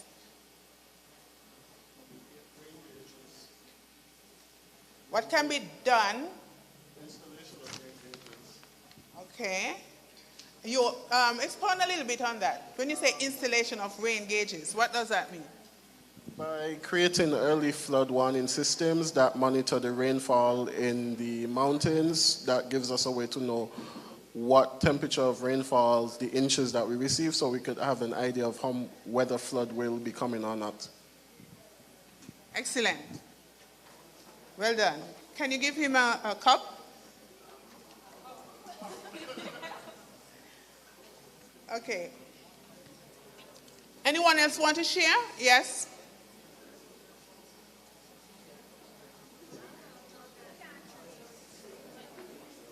Anyone here wants to share what can be done to mitigate? Sure.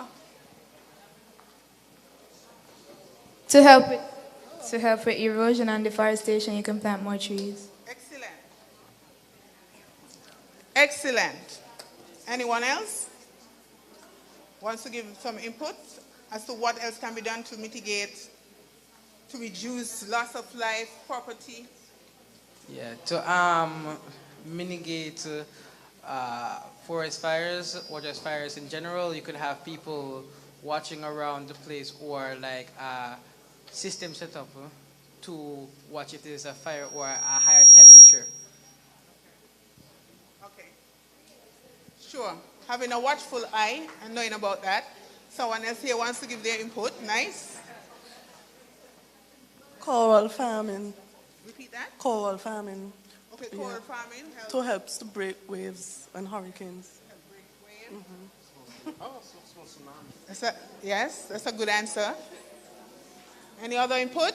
Anyone from over here wants to give input as to what measures, what can we do to mitigate loss of property, loss of life, to reduce the impact of, let's say, earthquake, to reduce the impact of flood?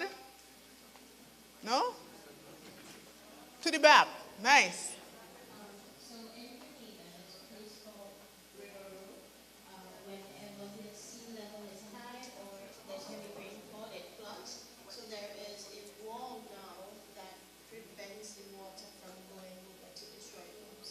Excellent. Nice. So that reduces the flooding. Hadia, can you bring something for the young lady to the back? It's okay, Daddy. You'll get something tomorrow. You're going to be here tomorrow, right? Okay. Any other measures that can be taken to reduce? Sorry? Share your information? Anyone here wants to share?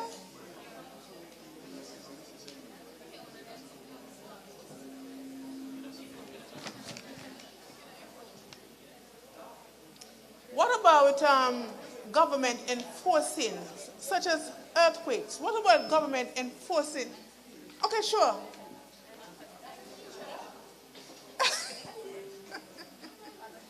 He wants to give his input.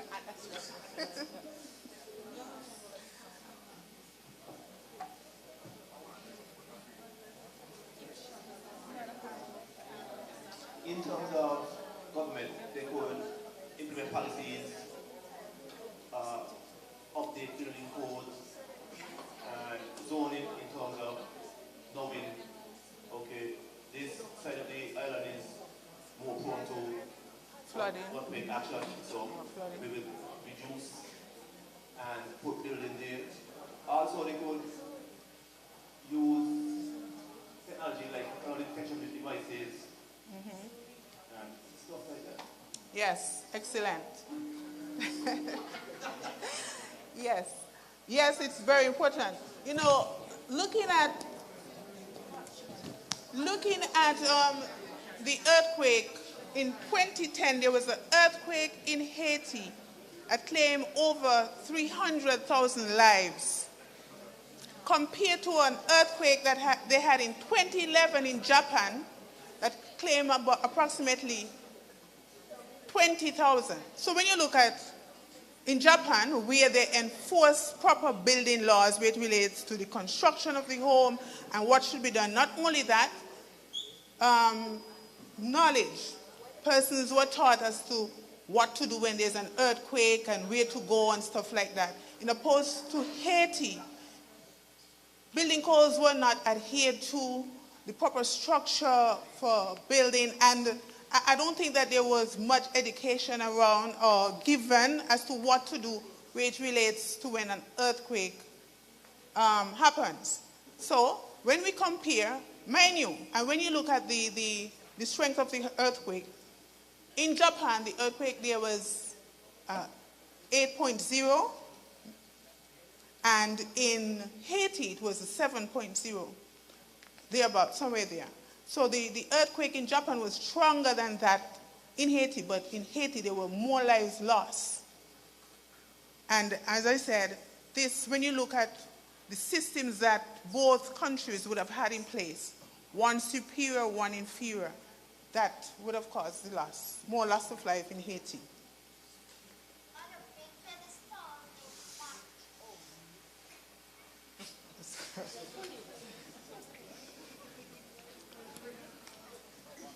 Now, we also make mention of, someone make mention of reforestation, which is the planting of trees. Now, yes, that helps, and especially we're in areas where it's going to flood and you're going to have landslides and stuff like that. But what about the trimming of trees? Can anybody explain the trimming or the cutting down of trees? Yes. Why? Why is it necessary? Because certain trees are known to hold water. Certain trees are known to hold the water. Okay. It's not only that, but what about something? Yes.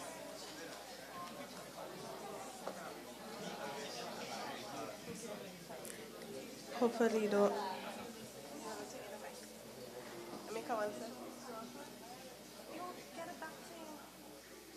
Okay, so it's important to cut trees, especially around high wire areas, to prevent fires and so in rain and hurricanes and other events. That's correct. Very good. Very good. Yes, and we would have heard of stories being told too, where hurricane happened, the tree fell on a house, and persons inside, I don't know, the last hurricane that went somewhere in the US, they found a couple in their beds. Tree fell down, both of them died. Anyone here heard of that story? No? Yes, it happened. So it is important to do the pruning and the necessary removal of plants when they are close to your homes. Now, where it relates to the cyber attacks where a company could be it a bank or the government itself can lose millions of dollars. What are some of the mitigating factors that one should put in place to prevent from things like this from happening? Anyone here want to share?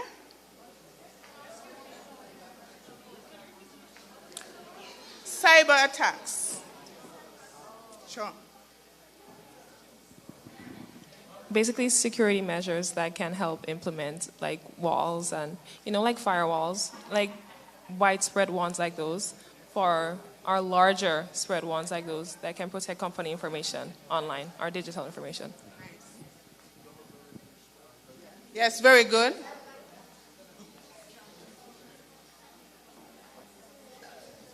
I would like to add on to her comment about the firewalls. You can also use encryption, data encryption, where it basically takes the data and scrambles it and puts it in this kind of code-like structure so that when hackers come in, it would be unrecognizable to them, but you need an access key in order to access that information.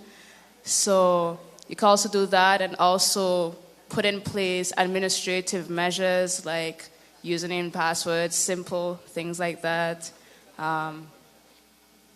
There's also VPNs, so that, like when you're browsing on the internet and stuff, so that they don't track your IP addresses and those type of measures. To add on what she was saying, you could also use double two-step verification, because that way it enables you to need, if they break past one step, they'll need access to the second step in order to get to your account, which is usually twice as hard as the first step to get in. So you have to ensure double verification. Excellent. Nice answers. Very good. Nice sharing of information. Anyone else behind here have anything they would like to share? Yes, Mr. Atherton? Not Atherton. You know who you are? You would like to share? There can be a designated technical team who actively monitor a company's digital information as well as administering various cybersecurity measures. Okay, nice. Yeah, go just Google that, right? Oh, okay, good. Nice.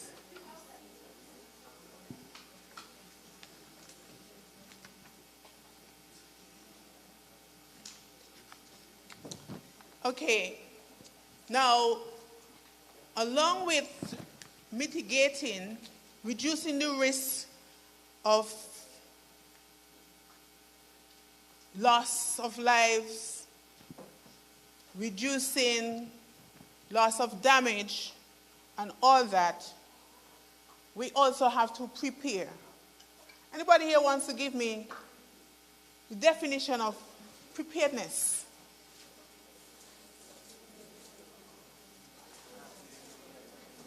What it means to be prepared. Nice. You want to say that, Love? Having a plan. Okay. Explain a little more. So in the case of a hurricane, it is important to have a hurricane plan, see what family member will do what in the case of disaster, or who will deal with what in the household. And also it is important to know that you have all your necessities, such as food, water, med kit, and etc. Very good. Any applause behind here for the young lady?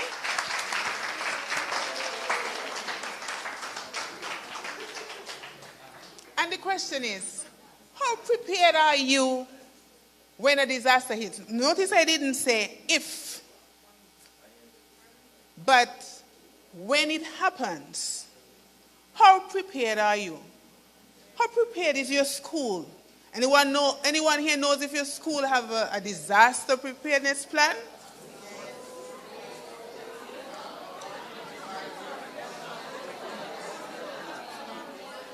You want to share?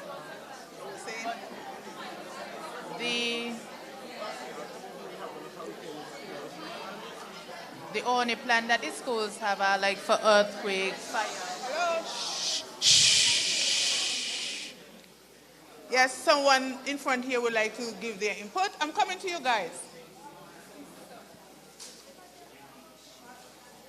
I was saying that the plans that the schools have are like for earthquake, tsunami, fire. Those are the drills that we do.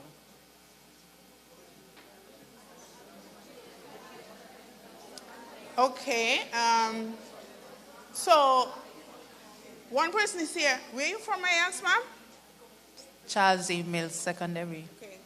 I think it's Charles E. Mills. And maybe some divisions here, perhaps they would say maybe it's just the tsunami and earthquakes, fire. What are your thoughts about the schools then putting plans in place to mitigate some of these hazards? Can anybody share your thoughts? What are your thoughts about maybe in the school teaching preparedness?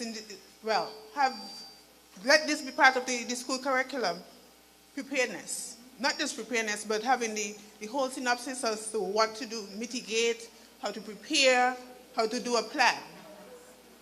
Anybody wants to share? I think that it is that we should have that in the school curriculum, because having people knowing what to do when these things happen is very important for the safety of the students and the staff that are there. And what? Crucial. And very crucial, yeah. Good. Sure. I was going to say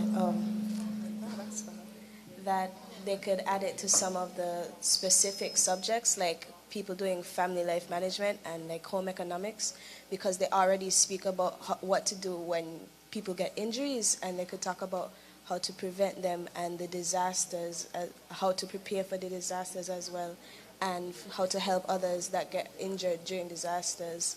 And then when you were talking about the drills, like the earthquake and the fire and the tsunami, some schools don't do all three because the other...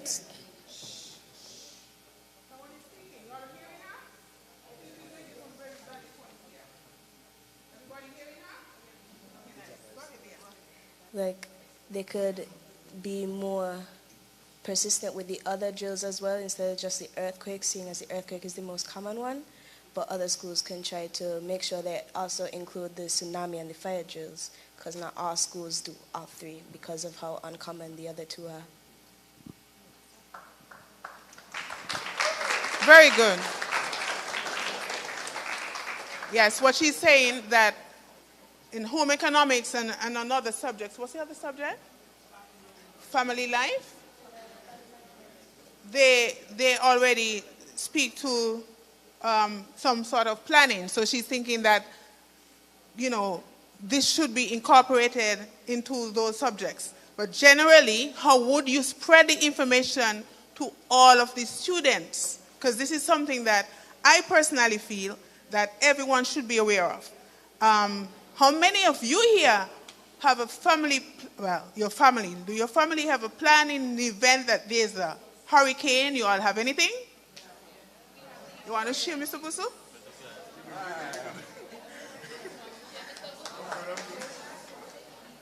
Anyone here wants to share? No?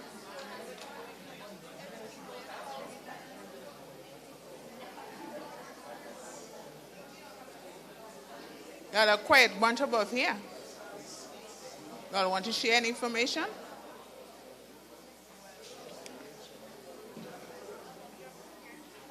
The preparedness.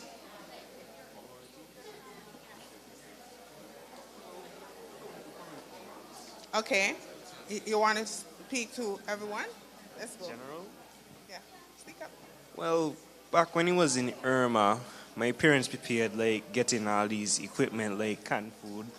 Like they say you should get canned food for like a hurricane. And we also boarded our windows. So like debris couldn't fly through our windows and hurt us. And that's basically. Okay, good. What I want you guys to start with thinking about, those of you who are here, you can go home and initiate these plans as well. Say, you know what? I'm going to get a kit, a disaster preparedness kit.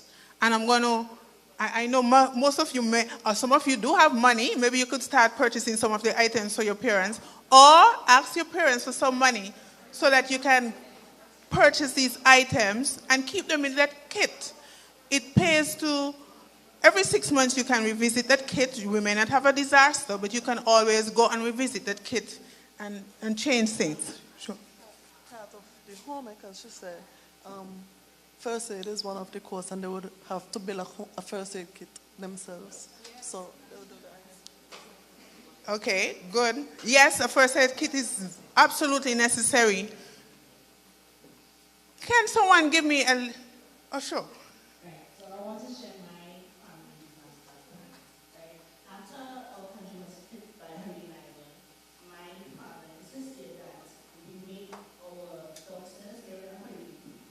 Right? So that would be our emergency evacuation in case our roof on top goes. So my downstairs is the windows are hurricane shutters, no wooden roof, wall, right? And we have Delegates every section. So we have on the kitchen, we have 2 in the hurricane evacuation room. We have upstairs, we have bathrooms, just everywhere. Everybody has an idea of where it is. So in case of emergency, everybody knows, okay, I can find one in the upstairs bathroom system. It's always there. Okay, nice.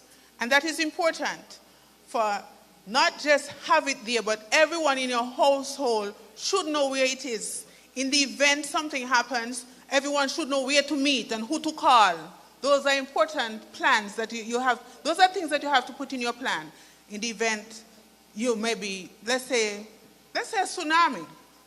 You may be at school, your parent may be at home. We should know where the high grounds are, where should we go, and where should we meet if we can get to them. And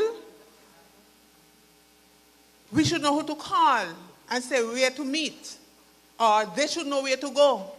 In the case of hurricanes, everybody should know where the kit is, all of your important documents. You encourage your parents to keep all the important documents in a waterproof folder or something like that. And as I was saying, those of you who are here, if you do not have a family plan where it relates to a disaster, I implore upon you to go back home, start thinking of stuff. How should we prepare for in the event that the hurricanes come? Don't wait until last minute. You should have a flashlight. Okay, there's a list of goods that you should have. You should have a flashlight. You should have sufficient water. You should have a radio. And all these things are important stuff that you should have in your kit.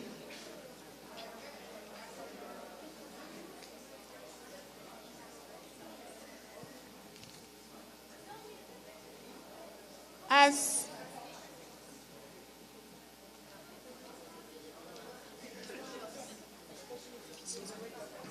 like to expound upon toiletries, what they will need.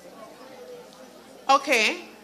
Someone here, the leaflets that Ms. Liebert, my colleague here, is giving out, there's an item on it that says toiletries. Anyone here wants to help to explain to that person what it means when it says toiletries? Okay. Someone only wants to know. So, let's go. Toilet paper.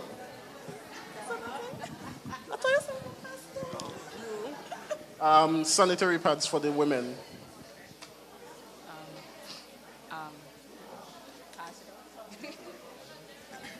Toothbrush, toothpaste, all those stuff. In the case of a hurricane, so sometimes it's like extra underwear or something. So I guess the kids it would vary for man and woman because women have more needs than men. You know what I mean?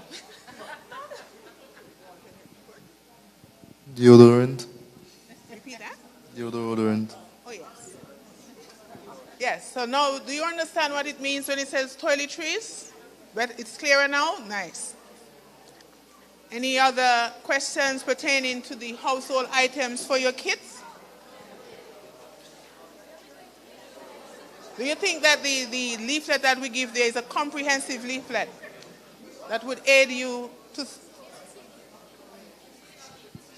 How would the flip-flops be helpful? How would the flip-flops be helpful? Sorry? How would the flip-flops be helpful? Flip-flops? Flip-flops. Oh, the shoes? Yeah.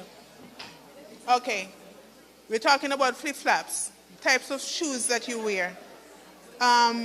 Wearing a pair of sneakers, maybe filled with water, you would like to have your feet in water all day, not dry. The flip-flops dry a lot quicker. Do you understand that? It's rubber, and I understand that. You get by faster. You're not going to run? Maybe same thing.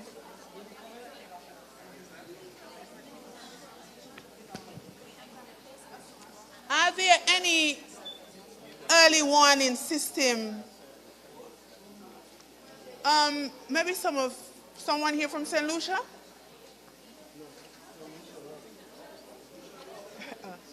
Rob Raiders?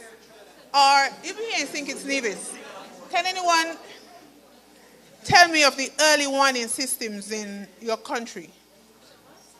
Early warning system.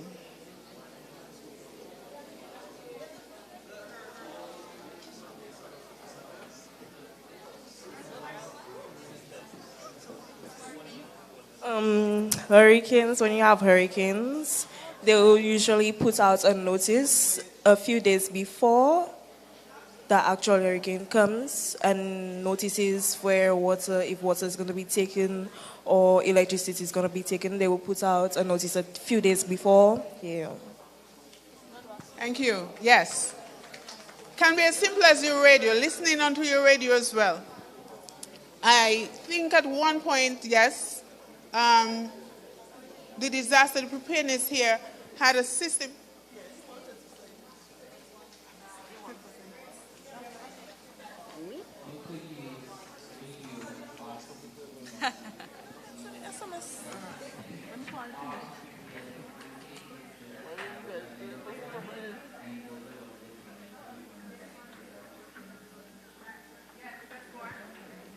So in St. Kitts and Nevis, Flow and Digicel will send out an SMS text.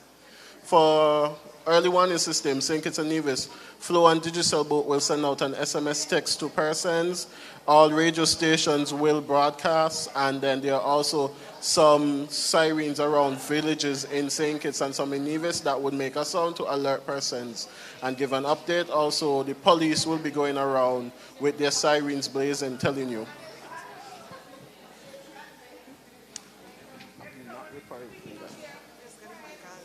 I don't understand why they keep giving it to me.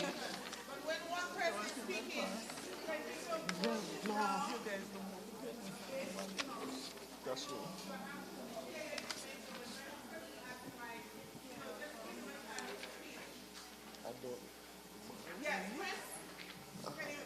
Okay. So I was saying in St. Kitts and Nevis, for early warning system, we would get an SMS text from Digicel and Flow. Then you have, if you have Flow TV, Digicel TV, and the cable TV, any program you're watching, once it's the TV itself, it will be interrupted with a notice letting you know that there's an incoming disaster, if it's a hurricane that's going to impact us. Also, the police will be going around with their sirens blazing, letting people know, giving them an idea what's going on, and there are sirens strategically placed around the islands, lots in St. Kitts and a few in Nevis, that sound as well from disaster management. That lets you, that goes with like a warning siren. Yes, thank you. Did you guys hear him behind there? Okay, good. And yes, that's what we call early warning system. And it is important to have, well, I guess most of us here have our cell phones and so on. I think, Chris, are you part of the disaster preparedness agent over there? Okay. I think there's an app that you have to have, or it will just go automatically. Automatically goes.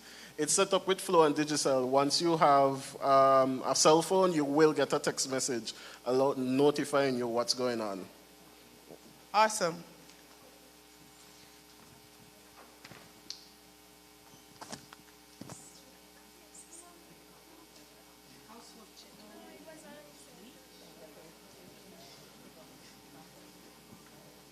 Now, it is very important as well, once we have a plan in place, is to occasionally test that plan.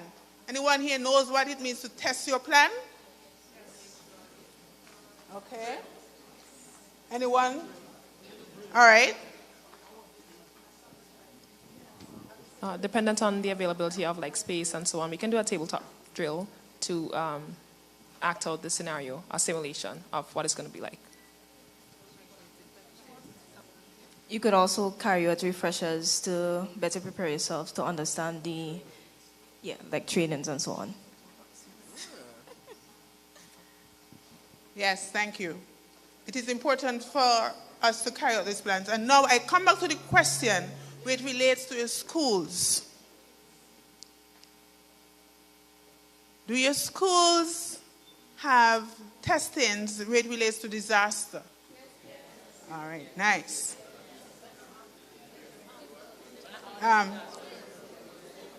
I'm hearing yes here from the Gingerland. Okay, Charlestown. Which school are you? Oh, Bastia? Okay. What about you? Montezuma? Which school are you?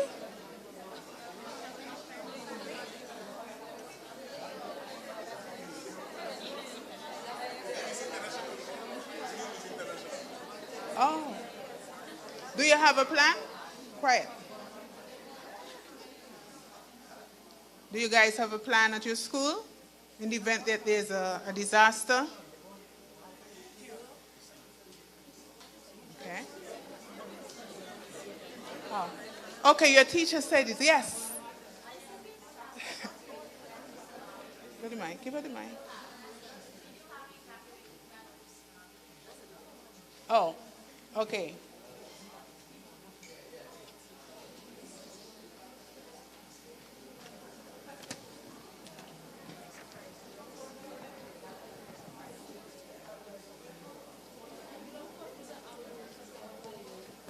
Recovery and resilience. There's a video here that I would like you all to pay some attention to. Now, this relates to how resilient one can be and recover after disaster. At a time when the world stopped, ships kept moving. People still shop, ships kept on proving. The volume of trade that's moved by sea, 90% of trade, actually. Crops that are weighed, cars that are sprayed, and it's easy to see the impact this makes. Fruit and vegetables, toys and collectibles, wheats and grains, the blood in the veins. Like to land, a farmer is, ships are to the sea. And if the world is the heart, ships are the arteries, which stock the pharmacies, move essential commodities. So there's a lot at stake across these seas. Without these routes, half the world would starve, while the other half would freeze. Without these bright-coloured containers, the four walls in our house that contain us would be empty. The books we read, the animal feed, the oil we need, the global lives that we lead. No oil, no cars, no essential spare parts. The sea's version of stars, those flickering lights on the horizon.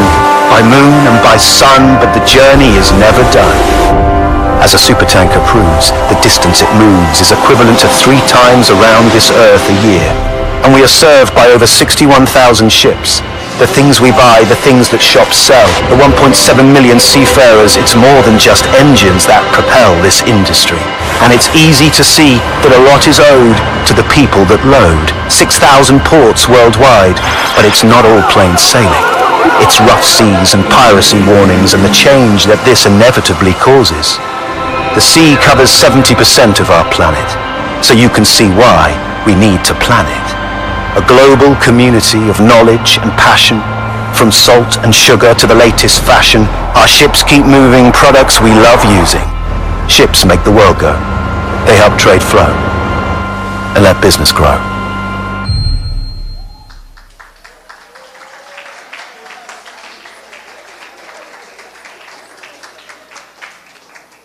Okay, that video was taken in 2021. Just before 2021, just after COVID. And it shows the importance of the supply chain and ships keep moving and what we as a people need to do to ensure that, you know, these ships cannot come to our shores unless our ports are open. And then there are times when, yes, government sometimes have to be there to ensure that maybe the port is open, that there's no built up of silt maybe after a storm, so the ships can come in safely. You, the people, have to make sure that the roads are clear, transportation, food can get from the port to the supermarkets and stuff like that. It takes all of us to ensure that we are as resilient as we could be. It takes you, it takes me, it takes everybody to build that bond together, to bounce back, to make sure that we build back our communities so the ships can come and go and we can have the supplies of food and clothes and the things that we love, as it says in that video. Ladies and gentlemen, I implore upon each one of you, whenever there's a disaster, to be a part of the solution, to help wherever you can. If you can speak out and speak up to your governments about getting things done, do it. As it said earlier this morning, don't be afraid to speak up. Let your voice be heard. You are the future leaders. Thank you, guys. Thank you.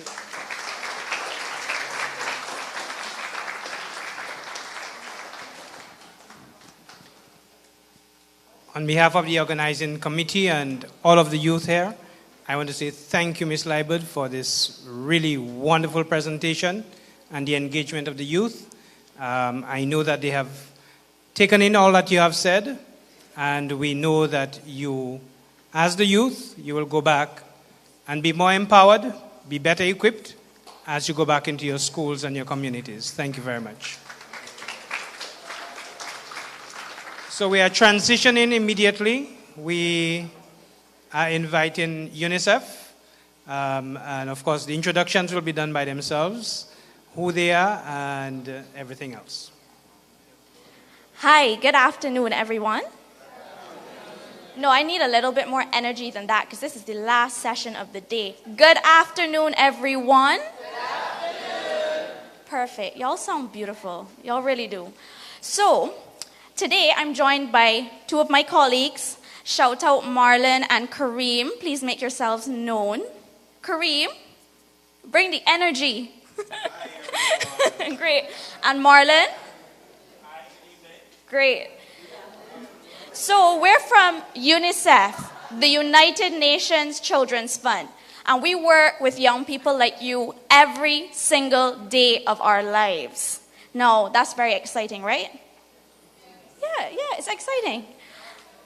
And today we're going to be talking about empowering you in disaster preparedness. As mentioned, my name is Farhana, and I'm the Youth Engagement Officer at UNICEF, so my job is to work with you all directly. And Marlon is the emergency officer. So in disasters and emergencies, Marlon is the one on the ground making sure everyone remains calm. Right, Marlon? That's right. Excellent. So to begin, we have an energizer. Because we want to get you up, we know that food's still settling in. And if y'all like me, y'all ready to sleep after lunch. So we have an energizer, and I'm going to explain it. Everyone is going to stand, so please stand. Thank you. Give yourself a little bit of room. I know there isn't a lot, but we'll make it work. Great. Now, if you can hear me, put your hand up. If you can't hear me, put your hand down. All right, great. Everybody can hear me. Good. All right. So what I'm going to do is I'm going to say a part of your body. So for example, I might say right hand. Whoa, that's my left hand. No one caught that, right? All right. I might say right hand, and then I will give you a color. So for example, I might say right hand orange. You have to put your right hand on something that's the color orange. That's just the example. All right? And you only have maybe 3 seconds to do it. If you don't get it done, then you take a seat. Okay? If everyone's got it, just say okay. All right. Ready to go? All right. The first one. Ear. Black. 1, 2, 3. Your ear needs to touch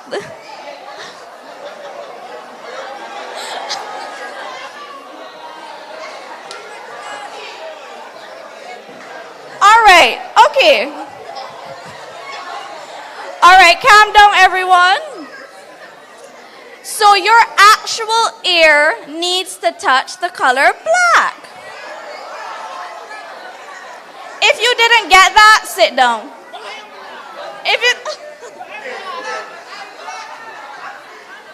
You win. All right, next one. Ready for the next one? All right. Knee. Yellow. 1, 2.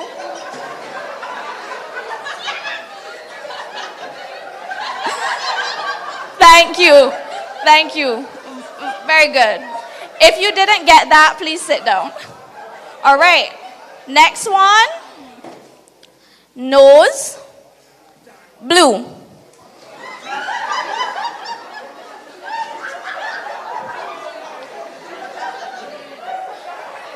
Great. If you didn't get that, please sit down. All right. We have 2 more. Ready for the last two? Elbow, green.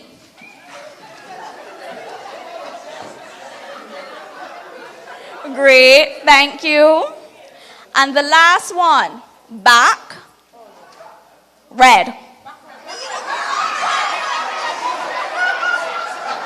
1, 2, 3. Great. Thank you. Now everyone can have a seat.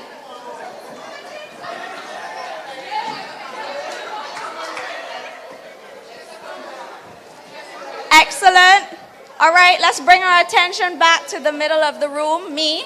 I know you might not be able to see me, but you can hear me, right? All right, cool. All right, so now let's get straight into our session. And it is going to be exciting. We're going to be doing some group work. But let me tell you what our session today is about. We have 3 things that we're going to do today, and we're going to be doing them. You're not going to be listening to me talk the whole time, so don't get accustomed to my voice now. The first one is we're going to be identifying safe zones and potential hazards in our communities. And I'll explain a little bit about that activity in a bit. The next learning point is we're going to be empowering you to participate in preparedness systems. So what you can do to participate. And then number 3, and my most favorite part, don't tell Marlon because his favorites are the first 2, but my favorite one is U-Report's Fun Do.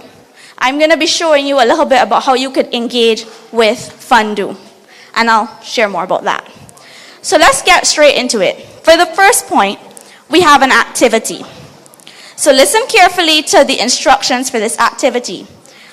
My colleagues have placed on the tables your group number. So we have a group 1, a group 2, a group 3, a group 4, and a group 5. So if you have number 1 on your table, you're going to get together with the other persons who have number 1 on their table. They should be very nearby. Same thing for 2, same thing for 3, 4, and 5. So we'll have a total of 5 groups. All right? Next, you have a photo on your table. Each group has 1 photo. And that photo is a picture of a scene from the Caribbean, one of the Caribbean islands. Some might look familiar. And in your groups, you're going to be discussing the 3 questions that you see on the screen. So, can I get a volunteer to read the 3 questions? Yeah, come. Read the 3 questions. What are the potential hazards in the scene? How can these be addressed before a disaster? What are actions that youth can be involved in? You're going to have 10 minutes. I'm putting on a timer, 10 minutes for that discussion. So if you don't see your group number or if you don't see the picture, just let us know, but everyone should have one, okay? So we're going to set the timer now, and we want you to start your discussions.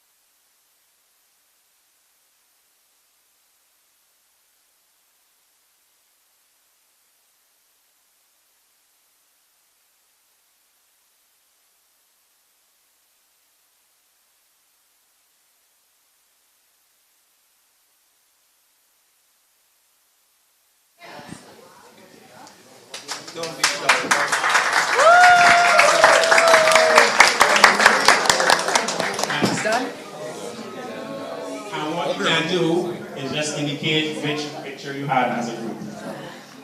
The one in the center, at the top,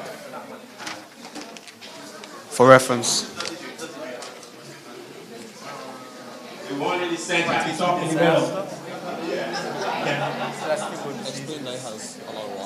Use the microphone.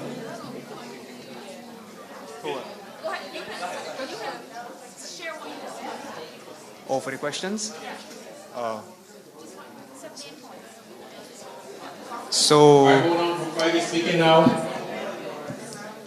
So our group discussed that picture either dignifies a flood or pollution or maybe a disease-borne area. So judging by the trash and the water is probably still, you would say that a lot of mosquitoes are there making babies or something. And that's about it that we discussed for the picture. But the questions got more answers to it. So Yeah. All right, thanks so much. So what about the second question, response to the second question, which was, how can it be addressed beforehand? So beforehand, you would try your best not to get floods. So you would try to put up proper drainage, like flood walls, like, what do you say, coach? What do you say was mesh? Mesh, right? Yeah. All right, so you would put mesh so that the trash can cling onto the wall so that it can be easily picked up by maybe community service people or cleaners. That's about it. You're on the right track, fantastic. That's about it.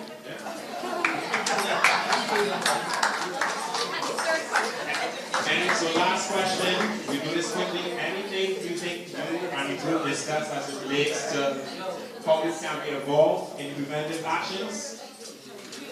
So as youth, we would try our best to complain to the parliament as, what do you call it, advocacy?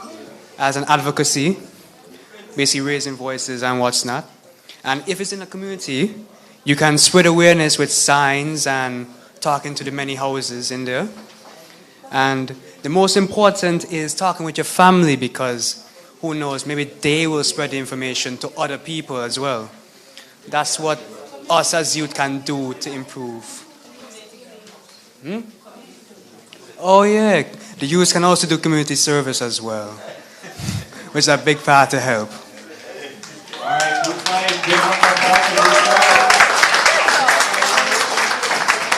You are correct. Advocacy, agitating for change. Don't forget what Ms. Ryan said this morning, and our head job at said in terms of ensuring that you recognize your change agents. You may not think so. I know many of you believe that you come to some of these meetings and your voices are not heard.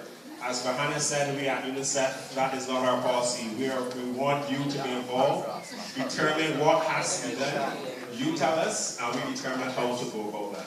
Right? Group 4.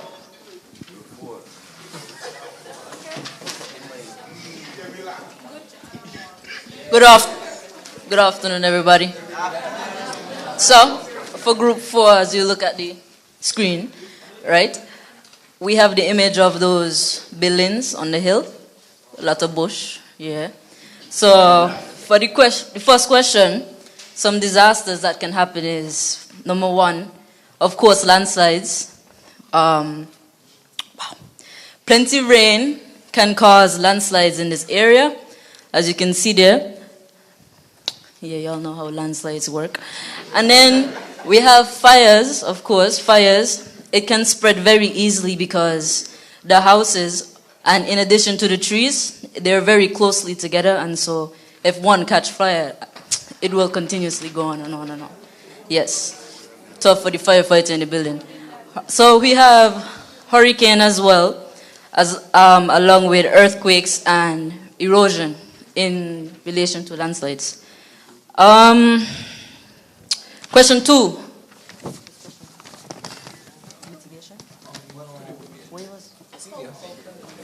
Yeah, question 2.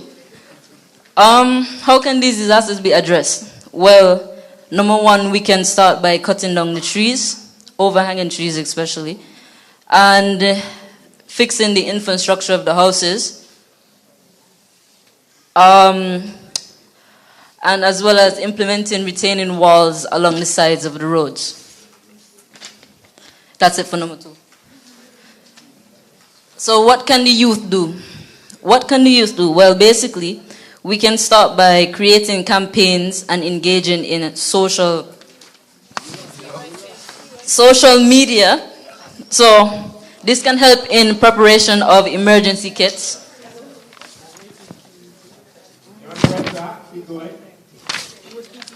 Right. And this can also help with guiding people in living neighborhoods to a safe route. Thank you. Fantastic.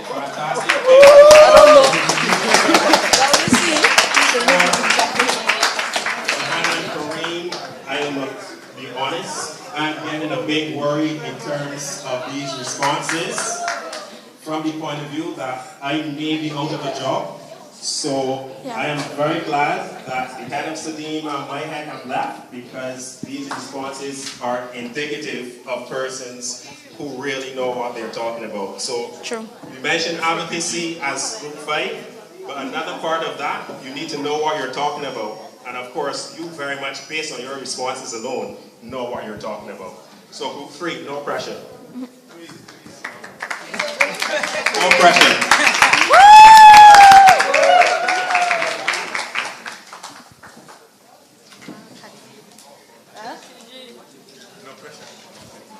No pressure is crazy. Good afternoon, everyone. Good afternoon. First, I'd like to say no pressure is crazy, but okay. So for the first question, by the way, we have the picture at the bottom right of the screen with the mountain in the back and the beach. If you see, everybody see the picture, right? Okay. So what are the potential hazards in the scene? So we have flooding, coastal erosion, damage from storm surges, as well as there's no... Can you go back to the picture, please? Sorry, go ahead. Okay, so if you watch behind the building, you can see there's like a hillside there, and there is no protective wall, which can lead to landslides and flooding from heavy rainfalls and hurricanes and etc. And there's also, you can't see it on the screen because it's like kind of dark, but when you see it on the printed picture, there's power lines running behind these buildings. So that's also a hazard, especially as it relates to fire and the trees being there. And yeah, we don't want the people die, so that's a hazard. How can these be addressed before a disaster? So landslides. Okay.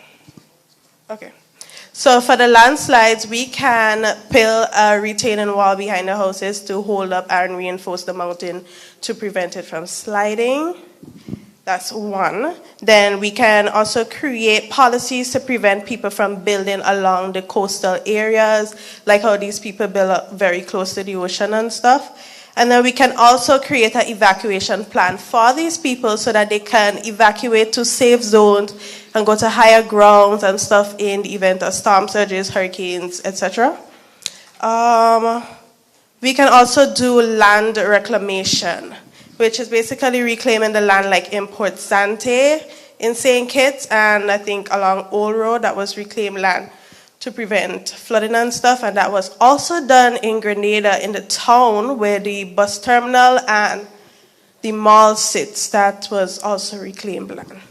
We can also implement better drainage to prevent water from running down the hillsides into the people's houses. And so we put drainage along the sides to divert the water to different areas so that it won't really affect the people. And then we can simply trim the trees for the power line hazards. That's a simple one. Cut the trees so no fire can happen. Question 3, what are actions... Wait, can you go back to the question?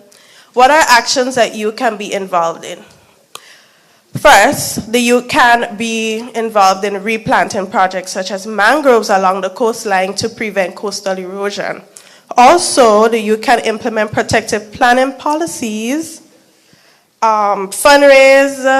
do fundraising, protective mechanisms to relocate these people. And finally, the biggest one that anybody can do is advocate for better building structures and plans. That's it.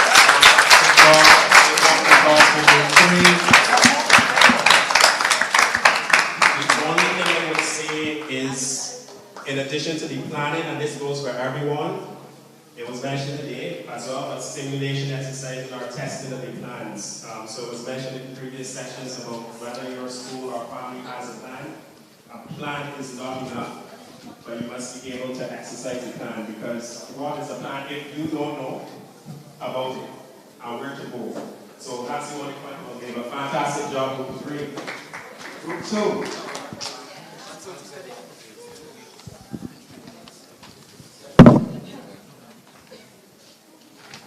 Good day. To answer question number 1, the hazards that are the top left corner. Yeah.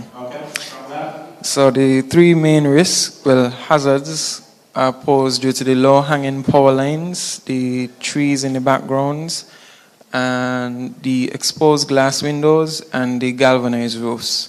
To mitigate or prepare for these risks would be to contact the electricity companies to fix the lines that are hanging, bar up the windows, trim the trees, and culturally, we put sandbags on the roads to prevent them from flying away or becoming projectiles. What we can do as youth would be to raise funds to mobilize resources to the vulnerable people, spread awareness, implement policies. Yeah, that would be it. Great job, thank you so much. Is the picture that he was describing, is that very much a part and parcel of the Caribbean? We see these houses all over the Caribbean region. So it is a lived reality. So we really have to know what to do to mitigate the impacts of hazards. So fantastic, Group 2. Last group, Group 1. Don't all jump up at the same time.